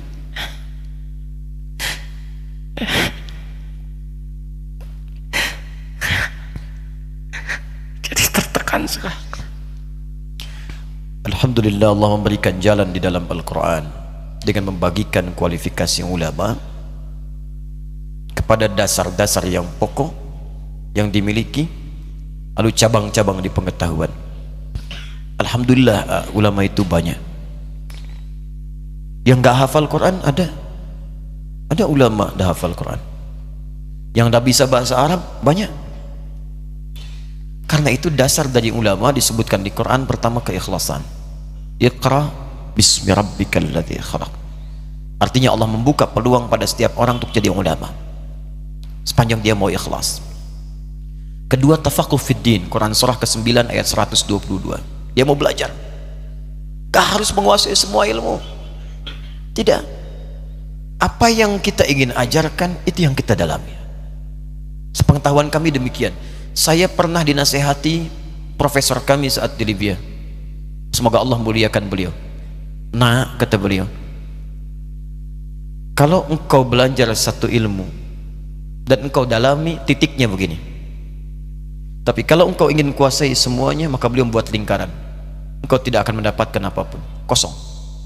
Itulah hikmahnya Allah jadikan bahkan para imam mazhab ada 4, karena ternyata setiap 4 itu melengkapi satu dengan yang lainnya. Kenapa Luqman disebut dengan Al-Hakim? Karena ilmunya memang ilmu hikmah, gak ada yang lainnya. Luqman bukan ahli fikih, Luqman bukan ahli tafsir, tapi belajar hikmah dipraktekkan. Saking dihormatinya, diapresiasi oleh Allah, diabadikan namanya dalam Al-Quran surah ke-31, surah Luqman. Imran bukan ulama, Imran orang soleh, tapi menyiapkan anaknya Maryam dekat dengan Allah, fokus ibadah, satu passion. Diberuntungnya turun ayat kata Allah, wa makanal mu'minuna liyanfiru kaffah. Tidak semua orang mesti berperang, semua berjihad, ada pahala besar yang akan aku turunkan. Ya, falaula nafara min kulli firqatin minhum ta'ifal yatafaqahu fid din. Hendaklah ada sebagian orang yang ingin bertafaqquh fid din. Ad-din itu Islam. Quran surah ketiga ayat 19. Inna dina indallahil Islam. Islam pun dibagi lagi di hadis Muslim. Ya, pertama, al-Islamu an tashhada an la ilaha illallah wa anna Muhammadar Rasulullah. Orang Islam itu bersyahadat, syahadat ada ilmunya. Quran surah ke-47 ayat 19. Fa'lam, mesti punya ilmu annahu la ilaha illallah, untuk bisa menguatkan tauhid kita bahwa tidak ada Tuhan selain Allah. Ilmunya disebut dengan ilmu tauhid. Ada ulama yang fokus di tauhid saja. Oh, bisa ambil itu, dalami. Ada yang mengajarkan tauhid aja, tauhid sampai kuliah. Ada yang dulu tuh nggak ada kampus, nggak ada apa-apa, ada yang fokus ke situ aja ngajarnya tauhid. Yang dibahas gak banyak-banyak. Kata Abdurrahman As-Sulami, ini hadis yang sangat populer di Al-Bukhari, nomor hadis 4719. Al-Bukhari menerima dari Hajjaj bin Minhal, Hajjaj bin Minhal menerima dari Syu'bah, Syu'bah menerima dari Alqamah bin Marthad, Alqamah bin Marthad menerima dari Sa'ad bin Ubaidah, Sa'ad bin Ubaidah menerima dari Abu Abdurrahman As-Sulami, Abu Abdurrahman As-Sulami menerima dari Uthman bin Affan dan Ali bin Abi Thalib radhiyallahu ta'ala anhuma, dari Nabi sallallahu alaihi wasallam. Hadisnya, khairukum man ta'allamal Qur'ana wa 'allama. Kalau anda ingin jadi orang baik, kata Nabi, belajar Quran dan amalkan. Tapi kata Abu Abdurrahman As-Sulami, lihat komentarnya, akhadtul Qur'ana an qaumin, saya belajar Quran dari kalangan sahabat yang banyak, dan saya tidak dapati mereka itu kebanyakan semua hafal Quran. Sahabat kebanyakan mereka, kata Abu Abdurrahman As-Sulami, ngapalin 5 ayat diamalkan, ngapalin 10 ayat diamalkan, dan gak semuanya jadi ulama. Mengamalkan apa yang ia pelajari sesuai passionnya. Ada ulama di bidang tijarah, bisnis, Utsman bin Affan, Abdurrahman bin Auf. Ada yang di bidang hukum, ya, Abdullah bin Abbas di tafsir, Abdullah bin Umar di fiqih. Fokusnya, passionnya. Kemudian nanti ada fikih sholat, wa tuqimah sholat, ahli di bidang fikih. Ada tauhid, ada fikih, ada usul fikih. Alhamdulillah, Allah karuniakan di tauhidnya. Bukankah Nabi pertama buka pesantren tauhid, Darut Tauhid? Ya kan, di Mekah itu kan Darut Tauhid. Allah alhamdulillah punya 400 meter di awalnya. Nabi mungkin 40 kali 40 nggak nyampe. Dan itu wakaf. Makanya fitrah dakwah itu awalnya pasti itu wakaf, kontrak dulu. Nabi kan dulu wakaf, dipakai dulu tuh punyanya Arqam bin Abi Arqam, Baitul Arqam, Darul Arqam. Anak muda 17 tahun mewakafkan rumahnya untuk taklim Nabi. Peserta cuma 40 orang. Dikenal as-sabiqun al-awwalun. Yang diajarkan tauhid aja. Kalau Nabi tauhid. Tapi alumni Darul Arqam menyebar ke muka bumi, semua sukses dan berhasil membawa risalah Islam. 40 orang. Hebatnya di situ, kalau ikhlas dekatkan oleh Allah. Datang Abu Bakar, bagian donaturnya. Datang Utsman lagi, dikenalkan orang-orang hebat. Maka di situ jadi donasi kuat.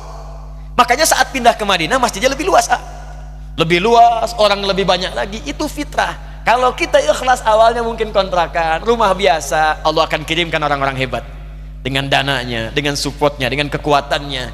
Ahli militernya masuk Islam lah, Khalid bin Walid, ahli militernya. Mungkin nanti Panglima akan datang, ini akan datang, banyak orang datang, 12.000 akhirnya. Dari 40, Nabi punya 12.000 sahabat kemudian hari. 38 jadi Panglima. Satu Panglimanya bisa setara untuk menaklukkan Persia dan Romawi. Alhamdulillah, syukuri. Mau fokus di tauhid, fokus di hikmah, silahkan. Mungkin kami yang di fikih, ada yang di Quran, ya, fokus dan saling melengkapi. Alhamdulillah terakhir ini kami bersinergi, silaturahim, kiai-kiai ke daerah, terus ngumpulkan teman-teman. Saya mengusulkan, yuk kita bikin database para ustadz, kemudian passionnya, spesialisasinya dituliskan dan disebarkan ke masyarakat, tuh dirujuk. Ini loh, kalau mau belajar tauhid, ayo ke Agim, berangkat semua. Kita tunjukkan di situ. Yang mau tafsir ke Ustadz Fulan, hadis ke Ustadz Fulan, kita bikin database ya, sampaikan. Dan di situ ada saling melengkapi dan saling mendoakan. Saya doakan, sampai yang mentahdir saya pun saya doakan. Yang mencela saya doakan. Saya nggak pengen punya musuh, cukup setan musuh saya sudah susah saya. Saya nggak pengen punya yang lain. Saya nggak mau pulang ke akhirat bertemu Nabi lalu ada orang dihukum karena saya nggak mau. Saya nggak mau. Ya kata guru saya, nah kamu nanti siang berdakwah, tatap wajah orang-orangnya. Kamu malam sholat, minta sama Allah supaya dijaga, dan kalimat yang kamu sampaikan sampai ke jiwa mereka. Ikhlaslah, karena itu yang paling sulit.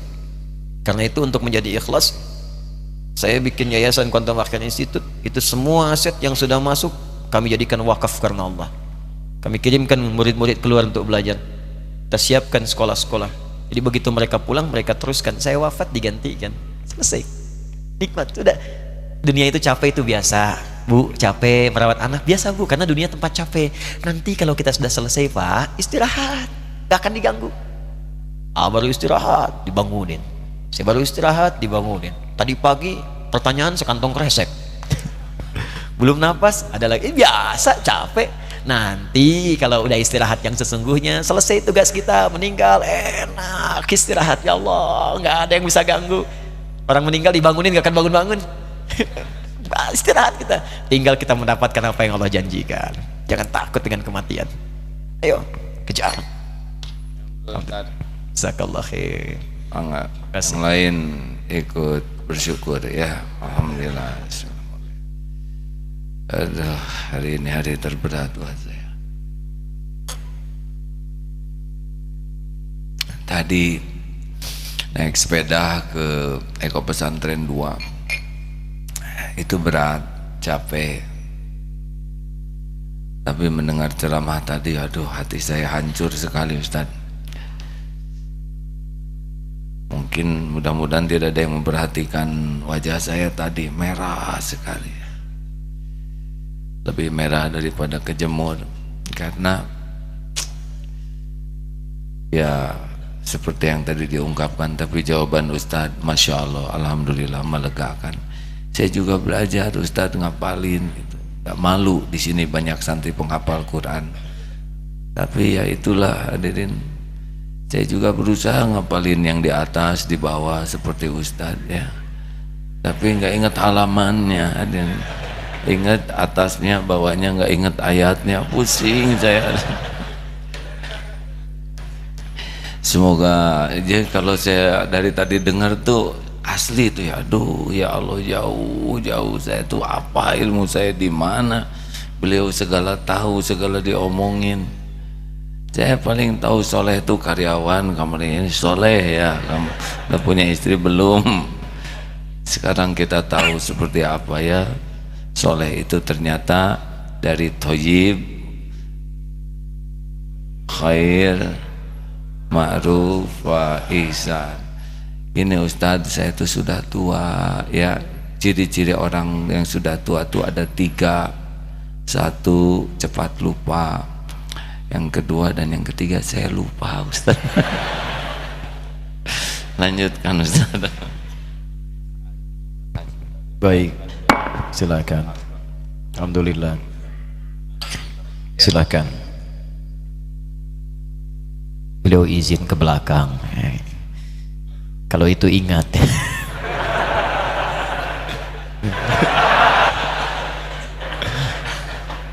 Baik, ini saya harus mohon maaf sebesar-besarnya karena jam 5 itu saya sudah harus berada di Halim Perdana Kusuma. Jadi saya sempurnakan sedikit, tunggu nanti kembali, mungkin kemudian kita berdoa kepada Allah Subhanahu wa taala. Saya ingin teruskan sejenak bagi kawan yang tidak ada pertanyaan atau mungkin ada kegelisahan, mohon izin dituliskan dulu karena waktu kita terbatas. Nanti saya siapkan beberapa waktu, mudah-mudahan bisa dijawab di dalamnya. Teman-teman sekalian, ada bagian terakhir yang ingin saya utarakan, dan ini begitu dimuliakan oleh Allah Subhanahu wa taala di dalam Al-Qur'an. Bahkan saking mulianya, orang-orang ini juga mendapat perlakuan yang istimewa, baik di dunia ataupun juga di akhiratnya. Siapa golongan ini? Ternyata kembali kepada Al-Quran tadi, ahli Quran. Dan ternyata ahli Quran ini berita baiknya bagi sebagian orang, tidak disebutkan oleh Al-Quran sebagai orang yang hafal 30 juz. Karena ada yang hafal 30 juz pun tidak disebut oleh Al-Quran sebagai ahli Quran. Ahli Quran kata para ulama dibagi pada 3 bagian. Jadi kalau bapak ibu sudah jadi ahli Quran, itu penjagaannya di 3 alam Pak Bu. Di dunia dijaga, di alam kubur jasadnya itu akan dijaga, di akhirat dimuliakan oleh Allah saat pulang. Pertama ada ahli qiraah. Ahli apa? Qiraah. Orang yang senang baca. Jadi untuk menghafal belum tergerak, ya, atau pelan-pelan, tapi baca, dia punya wirid baca, target, ya, sehari 1 juz, 30 hari 30 juz, dibiasakan oleh beliau. Nah, ini termasuk ahli Quran. Bahkan kalau dia pemula, itu pahalanya kata Nabi 2 kali lipat orang lancar. At-Tirmidzi nomor hadis 2020. Walladzi yatata'ta wa huwa syaqqun 'alaihi falahu ajran. Orang yang berusaha membaca Quran sampai bisa, terbata-bata, gak lancar bacanya. Alif lam mim, itu falahu ajran, dapat 2 kali pahala orang lancar. Yang lancar 1 hurufnya 10, ya, alif lam mim. Kata Nabi, walam aqul alif lam mim harfun, walakin alifun harfun, lamun harfun, mimun harfun. Alif sehuruf, lam sehuruf, mim sehuruf. Walikuli harfin asyru hasanat, setiap hurufnya 10 kebaikan. 10 kebaikan. Makanya ketika baca alif lam mim dapat berapa? 30. Yang berusaha untuk bisa baca 2 kali orang lancar, kali 30, 60. Kalau gitu saya nggak lancar aja Ustaz ya. Itu cara berpikir yang salah. Bukan maksudnya yang dia baca itu plus pahala usahanya. Yang lancar dapat 2 kemuliaan. 1 ma'asyafaratil kiramil bararah, yang lancar baca Quran, benar bacanya, akan didampingi selalu oleh malaikat yang menjaga dia kalau benar bacanya, ya. Cuman sifat malaikat tuh gaib, nggak tampak. Sebab kalau tampak susah kita mau baca, nampak sayap kepak-kepak. Siapa? Malaikat maut. Bisa nggak jadi. Ya, lancar bisa lebih banyak pahala dari yang belum lancar, karena kalau lancar bacaan lebih banyak biasanya dibacanya. Yang belum lancar 1 ayat, yang lancar 10 ayat, tetap akan lebih banyak yang lancar. Jarang orang lancar baca Quran cuman 1 huruf. Nun, lumayan 10 ya dulu. Ada yang ngitung dosa dulu, dosa sehari ini, Allahu Akbar, 19 kali saya salah dihitung. Mata 5, lisan 10, telinga 4, 19 kali harus ditutup nih. Toha, lumayan. Bonus 1. Nggak begitu, baca Quran pasti netral aja. Karena itu orang yang punya wirid Quran, rajin baca, dimuliakan. Orang yang sering baca Al-Mulk, maka jasadnya akan dirawat, dijaga di alam kuburnya. Orang yang sering baca Al-Waqi'ah, dilimpahkan rezeki yang kemudian terbuka mudah untuknya. Orang yang rajin baca Al-Baqarah, Ali Imran, saat pulang di hari kiamat nanti dilindungi oleh 2 awan yang menaungi ka'annahuma ghamamatan, hadiah. Makanya jadi ahli Quran mulai dengan membaca. Biasakan, jangan sampai sehari nggak baca Quran. Baca, bagi, Bu, gampang Pak, saya kasih rumus ya, rumus cepat. Kalau Anda ingin khatam sebulan 30 juz, berarti sehari berapa? Ya, paling gampang 1 juz. Kalau lihat banyak 1 juz, bagi ke waktu sholat. Juz pertama misalnya Al-Fatihah plus 141 ayat Al-Baqarah. Al-Fatihah simpanlah, kita sudah hafal kan? 141 bagi 5, berapa? 28. 28, subuh 28, zuhur 28, asar, maghrib, isya 28. Kepanjangan Ustadz bagi 2. Sebelum subuh 14, setelah subuh 14. 14 ayat itu berapa menit sih? Paling 5 menit. Apa tak punya 5 menit untuk akhirat kita? Itu surga kita. Jadi kalau Anda investasi sebelum sholat 5-10 menit, setelah sholat 5-10 menit, walaupun Anda buru-buru di jalan, bacakan. Ya, di mobil, di kantor nyampe, jeda, baca. Cuma 5 menit kok, 10 menit. Maka kalau dibiasakan, jadilah Anda bagian dari ahli Quran. Kalau Anda wafat sedang menjadi bagian itu, sedang baca, mau baca, buka mushaf, niat baca, wafat, jadi ahli Quran seketika. 2, ahli tilawah, rajin mengkaji. Ini kata Abu Abdurrahman As-Sulami, nggak banyak hafalnya. Mohon maaf kalau baca pun 5, 10, tapi dia suka mengkaji. Bapak Ibu pasang target ya. Misal gini, saya kan sholat tiap hari baca Al-Fatihah, masa nggak paham Al-Fatihah? Sebulan ini pengen belajar Al-Fatihah, baca. Pekan depannya dari Ad-Duha urut sampai An-Nas. Ad-Duha dulu, pahami artinya, tafsirnya, baca referensinya, sampai mengerti. Itu lebih tinggi nilainya dari yang kedua. Yang pertama, dari yang pertama. Pertama disebut qiraah, orangnya qari. Yang kedua disebut tilawah, baca dan pahami. Orang tilawah pasti membaca, ya kan?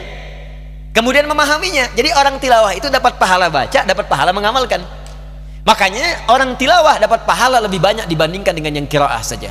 Bikin target. Kalau mau paling gampang, saya berikan rahasia. Ini supaya kita semangat untuk bertilawah. Maaf, ini rahasia. Saya pelan-pelan sampaikan. Kalau bisa, Anda keluarkan ayat-ayat Quran sesuai dengan profesi dan kebutuhan kita. Kedengaran suara saya? Kalau bisa, keluarkan ayat-ayat Quran sesuai profesi dan kebutuhan kita. Contoh, ya, saya mohon izin, ini ada di atas hilang satu. Kalau pesawat sayapnya hilang satu, jatuh nanti. Ya, alhamdulillah. Tahu ya? Baik. Baik. Anda berapa tahun jadi ibu? Berapa tahun jadi ayah? Kenapa tidak mengeluarkan ayat-ayat Quran tentang ibu, tentang ayah? Nikmati itu, kaji, amalkan. Berapa tahun jadi anak? Keluarkan ayat-ayat Quran tentang anak, ada semuanya. Anda yang pebisnis, keluarkan ayat-ayat bisnis. Penuntut ilmu, keluarkan ayat-ayat belajar, ada semua. Cara cepat menghafal, ya, cara cepat mudah mengingat, bagaimana mengingat supaya nggak lupa. Ada 4 jenis, tapi di Quran memberikan yang kelima. Pertama kan cepat ingat, lambat lupa. 1. Ya. Yang kedua, cepat ingat, cepat lupa. Ya. Yang ketiga, lambat ingat, lambat lupa. Yang keempatnya agak repot nih. Lambat ingat, cepat lupa. Nah, kita nerangin sama berdua. Jam 2 mau pamit. Paham? Belum. Terangin lagi, paham? Iya Ustadz. Keluar masjid, lupa lagi. Tapi kalau Anda ikut pada manhaj Al-Quran, Allah akan berikan yang kelima yang belum banyak didapatkan di bumi. Cepat ingat, sulit lupa.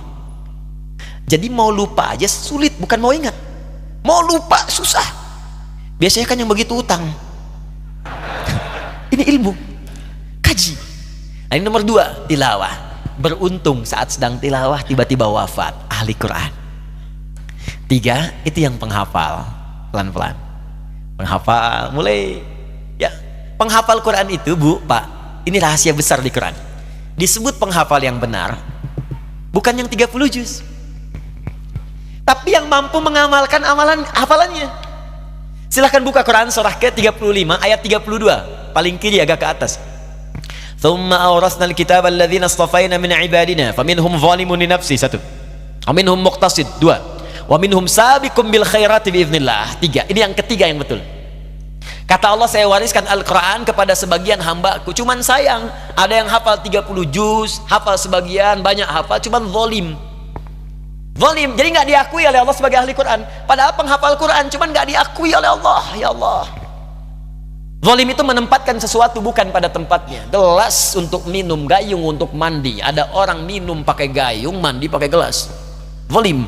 Ada orang hafal mulai ayat-ayat pendek sampai yang banyak ayat, tapi nggak diamalkan, bahkan bertentangan dengan ayat yang dia hafalkan. Zalim. Dia hafal qul huwallahu ahad, hafal kan? Dia katakan hanya Allah Tuhan yang esa, hafal ayatnya, hafal suratnya, cuma kalimatnya mengatakan semua agama sama, menuju pada Tuhan yang sama, cuman caranya beda-beda. Zalim. Zalim. Nah, golongan yang kedua, muqtasid. Muqtasid ini paket hemat. Jadi baru untuk dirinya, ke orang lain belum. Apa sampai 30 juz, mojok-mojok, kadang di tembok gitu kan, kadang ngulang-ngulang, bahkan nggak pakai mushaf gitu kan. Kadang-kadang kita duga sedang ngapain, kita sedang baca, dia sedang duduk kan, kita ingatkan, ayo atuh murojaah. Maaf, saya sedang murojaah katanya. Ya, kadang kenapa? Dia hafal. Cuman ketika diminta, silahkan tuh jadi imam. Aduh, saya belum sempurna. Itu muqtasid, paket hemat. Baru untuk dirinya, belum bisa berbagi. Tapi yang hebat kata Allah, wa minhum sabiqum bil khairati biiznillah. Ada orang yang menghafal sedikit-sedikit langsung mengamalkan. Itulah ahli Quran. Hafal ayat untuk riba, tinggalkan riba. Hafal ayat jujur, praktekkan jujur. Hafal ayat untuk toleran, praktekkan toleransi dengan cara yang benar. Lakum dinukum waliyadin, bahas, hafalkan, praktekkan. Itulah ahli Quran. Kalau hafal 30 juznya sempurna, kemudian dia berusaha mengamalkannya. Jadi berusahalah Pak Bu dari sekarang, hafal pelan-pelan. Mudah-mudahan sedang mengulang, tiba-tiba datang malaikat maut. Saking kita sedang tenangnya baca Quran, gak sadar tiba-tiba meninggal. Makanya panggilannya tenang, ya ayat Tuhan nafsul mutmainnah. Baca. Gak apa-apa, jangan dibayangkan 30 juz dulu, tidak. Belajarnya ikhtiarnya. Patok dulu misalnya juz amma sekarang, dari ad-duha ke bawah. Setelah hafal, ad-duha ke atas sampai an-naba, pelan-pelan baca. Hafalkan sampai status kita saat meninggal sebagai ahli Al-Quran. Allahu a'lam sampai di ayat yang mana kita pulang kepada Allah Subhanahu wa taala. Itu yang ingin saya ajak. Saya bermohon kepada Allah Subhanahu wa taala, semoga kita diberikan taufik, bimbingan Darut Tauhid. Saya bermohon pada Allah semoga selalu diberkahi oleh Allah Subhanahu wa taala, bertambah nilai-nilai kebaikannya, khusus untuk guru kita Kiai Haji Abdullah Gimnastiar Agim, semoga Allah sehatkan, jaga beliau dengan keluarganya, diikhlaskan dalam dakwahnya, dan insya Allah diteruskan juga oleh kadar-kadar yang lebih baik untuk bisa melanjutkan perjuangan di pesantren ini. Bapak Ibu sekalian, seperti tadi saya sampaikan, saya jam 5 mohon izin harus ada di Halim. Karena itu mungkin mohon izin saya ingin mengantarkan dengan doa, kalau diperkenankan doa khusus. Ini mungkin pemberian terbaik yang bisa saya persembahkan di Milad Darut Tauhid.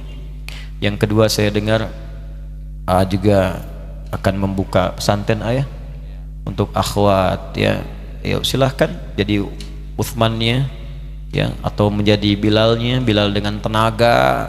Kita lihat kalau mesti harus dirapikan, kita datang dengan tenaga. Kalau bisa jadi Uthmannya dengan biaya, kita bantu. Mungkin masjid akan dilebarkan atau ada wakaf dan sebagainya, silahkan, supaya kita sama-sama berjuang berdakwah. Saya juga bersinergi, dan saya juga insya Allah tadi disampaikan ada mulai menghafal Quran. Di sini ada program, insya Allah kami akan kirimkan khusus untuk mula menghafal. Kami punya mushaf itu ada beberapa, bukan punya, astagfirullah, jadi Allah titipkan, kita cetak gitu ya, kita mau kirimkan. Jadi ada yang taisir 10 juz untuk pemula, naik nanti ke juz 30, kemudian ada yang untuk tilawah. Karena ada program untuk menghafal, kami kirimkan insya Allah 1000 mushaf ya untuk Darut Tauhid. Tolong dicatat teman-teman yang staff ya, yang pemula yang untuk 10 juz. Nanti kalau sudah lebih baik, saya berharap nanti bisa kemudian diteruskan kembali. Yang kedua, insya Allah kami bersinergi dengan saudara-saudara kami di Timur Tengah, dari Al-Azhar ya, dari juga Timur Tengah yang lain, dari Sudan, dari Saudi, yang mungkin nanti kalau ingin disinergikan dengan Darut Tauhid, saya nanti akan sampaikan ke mereka. Mungkin nanti ada guru-guru bisa mengajar di sini ya, bisa berbagi ilmu. Saya senang berbagi karena tidak ada yang kita miliki, semua milik Allah Subhanahu wa taala. Jadi dengan itu mudah-mudahan akan maksimal. Saya juga sekaligus menyampaikan doa dan mohon izin juga barangkali juga kami saat ini sedang menyiapkan pesantren ya, mungkin bisa menguatkan Darut Tauhid ke depan, dan qadar Allah tempatnya di Bandung juga ya. Nanti mungkin kita bisa berdiskusi. Saya juga akan silaturahim kepada guru-guru, kiai-kiai ya, supaya kita bisa melihat kira-kira kekurangan kami apa yang bisa diperbaiki dan apa yang bisa disinergikan untuk yang lainnya. Baik Bapak Ibu sekalian, saya mohon izin untuk berdoa, mohon keikhlasan, kekhusyuannya, dan mudah-mudahan dengan keikhlasan itu Allah yang Maha Pemberi mengabulkan apa yang kita mohonkan insyaallah. Alhamdulillahi Rabbil Alamin, hamdan syakirin, hamdan na'ibin, hamdan yuwafi ni'amahu wa yukafi'u mazidah. Ya Rabbana lakal hamdu wa lakal syukru kama yanbaghi li jalali wajhikal karim wa li 'azimi sultanik. Allahumma salli wa sallim barik ala rasulikal karim nabiyyikal amin habibina Muhammadin wa ala alihi wa sahbihi wa dzurriyyatihi wa ummatihi ila yaumiddin. Allahumma ya Rabb, inna nas'aluka khaira ma sa'alaka rasulukal mustafa nabiyyuna Muhammad sallallahu alaihi wasallam. Ya Allah yang Maha Pemberi tanpa batas, kami memohon kepadamu ya Allah segenap kebaikan yang pernah dimohonkan oleh Rasulmu tercinta Nabi kami Muhammad sallallahu alaihi wasallam. Wa na'udzubika min kulli masta'adza bika anhu rasulukal mustafa nabiyyuna Muhammad sallallahu alaihi wasallam. Dan kami berlindung kepadamu ya Allah dari semua jenis keburukan yang pernah diperlindungkan kepadamu oleh Rasulmu tercinta Nabi kami Muhammad sallallahu alaihi wasallam. Rabbana ya Ghafur wasi'at rahmatuka kulla syai', la tada' lana fi maqamina hadza dzamban illa ghafartah. Ya Allah yang Maha mengampuni, sungguh rahmatmu lebih luas dibandingkan dengan ancaman dan siksamu. Maka kami mohon ya Allah, jika di tempat ini siapapun ia dalam pandanganmu ya Allah datang membawa lumuran dosa, jangan biarkan dia meninggalkan tempat ini kecuali Engkau telah ampuni seluruh dosa-dosanya. Wala hamban illa farajtah, ya Allah, jika ada di antara kami yang hatinya tengah gelisah, jangan biarkan dia meninggalkan tempat ini kecuali Engkau telah tenangkan keadaan jiwanya. Allahumma wala asiran illa yassartah, duhai Allah, jika ada di antara kami yang tengah Engkau uji dengan kesulitan seberat apapun, di rumah tangganya, di pekerjaannya, mohon ya Allah dengan keikhlasan amalnya angkat ya Allah dan mudahkan seluruh urusannya. Wala maridan illa syafaitah, jika ada di antara kami yang sakit ya Allah, mohon sembuhkan dengan kesembuhan terbaik darimu. Allahumma tubna ilaika taubatan nasuha, asli ahwalana ma yuqarribuna ila ridhak, tubna minal ma'asi. Allahumma hdi ya Allah kullal asat liyatubu ilai qabla wafatihim. Ya Allah, kami bertobat kepadamu ya Rabb dari semua dosa yang pernah kami lakukan, kecil ataupun besar, nampak di hadapan orang ataupun tak nampak. Kami bertobat ya Allah. Kami mohon bimbing kami untuk berubah jadi lebih baik dalam pandanganmu ya Allah. Kami bertobat ya Allah, kami bertobat, dan kami mohon ya Allah, jika ada pelaku maksiat di sini, di sekitaran kami, atau teman bergaul kami, tetangga kami, kerabat kami, ataupun bahkan keluarga kami yang masih berbuat maksiat sampai hari ini, ya Allah, mohon sentuh hatinya. Ya Allah, mohon berikan cahaya pada jiwanya untuk bertaubat sebelum ia wafat.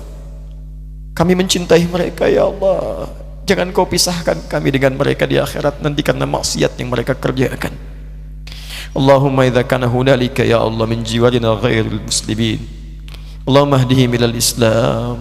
Ya Allah, jika ada teman kami di kantor, tetangga kami, kerabat kami, atau bahkan keluarga yang sampai hari ini belum mendapat hidayah, kami mohon kepadamu ya Allah, pemberi hidayah tanpa batas, tanamkan cahaya Islam dalam jiwa mereka ya Allah untuk mengucapkan syahadat sebelum mereka wafat ya Arhamar Rahimin. Allahumma ya Rabbal Alamin, alimna ma yanfa'una wa alimna ma jahilna.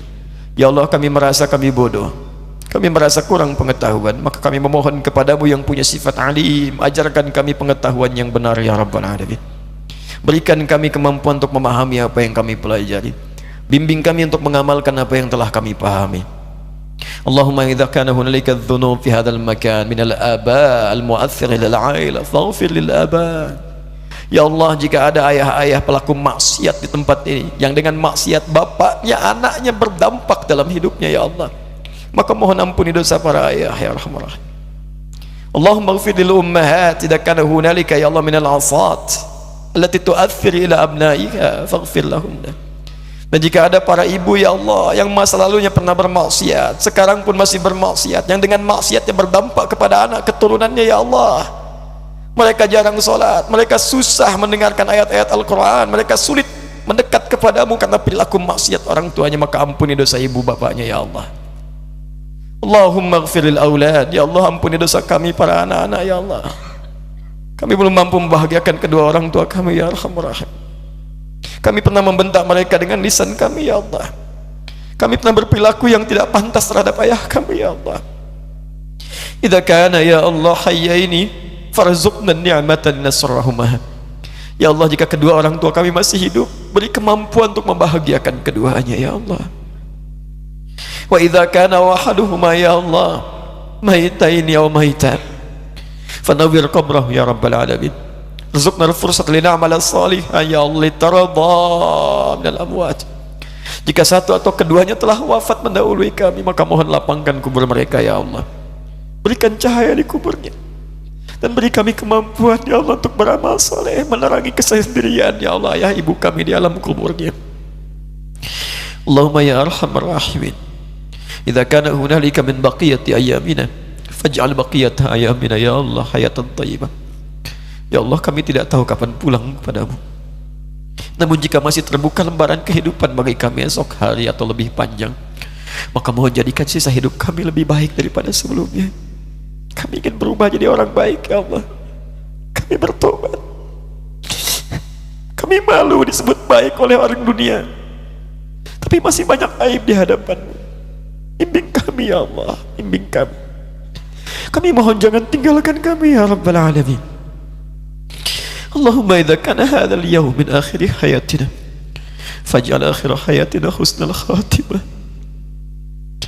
Dan bila hari ini kami mesti pulang menghadap kepadamu ya Allah, kami mohon jadikan hari ini husnul khatimah untuk kami. Khaffif lisanana linaqula kalimat at-tauhid la ilaha illallah. Ya Allah, jika kami berhadapan dengan sakratul maut pun di hari ini, mohon ringankan lisan kami untuk mengucapkan kalimat tauhid la ilaha illallah di sakratul maut kami.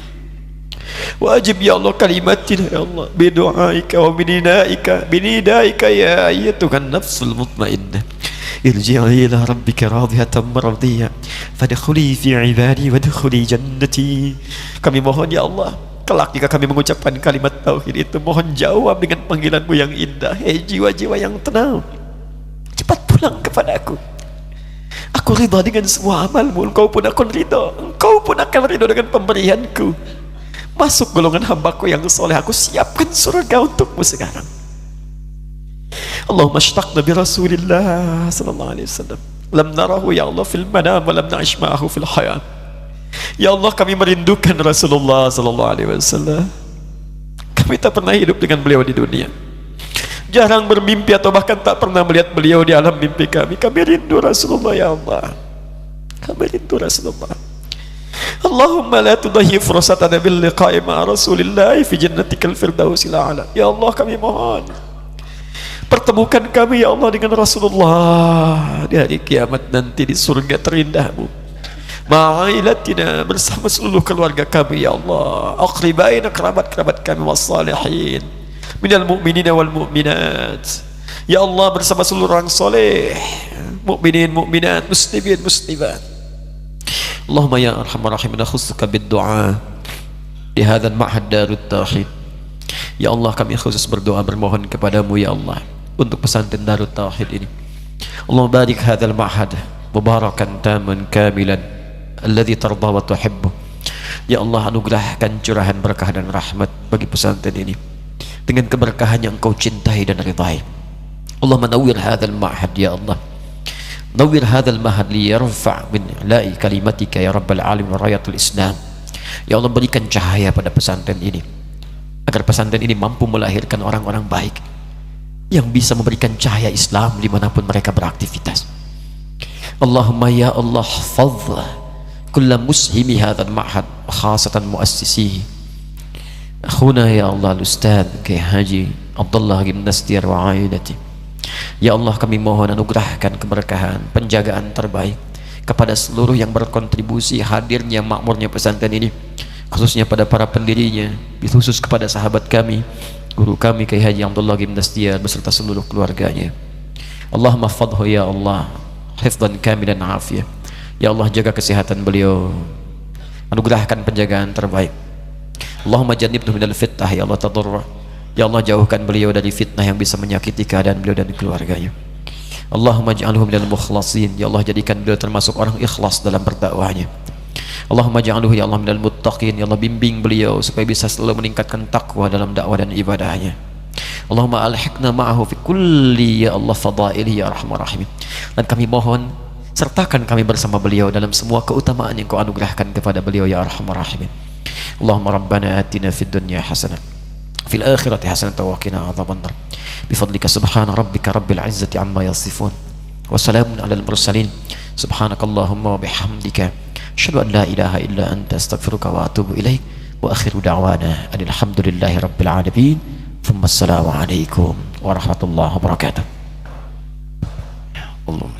Ya Allah, wahai yang maha mendengar, jadikan Ustaz Adi ini menjadi ulama kekasih-Mu.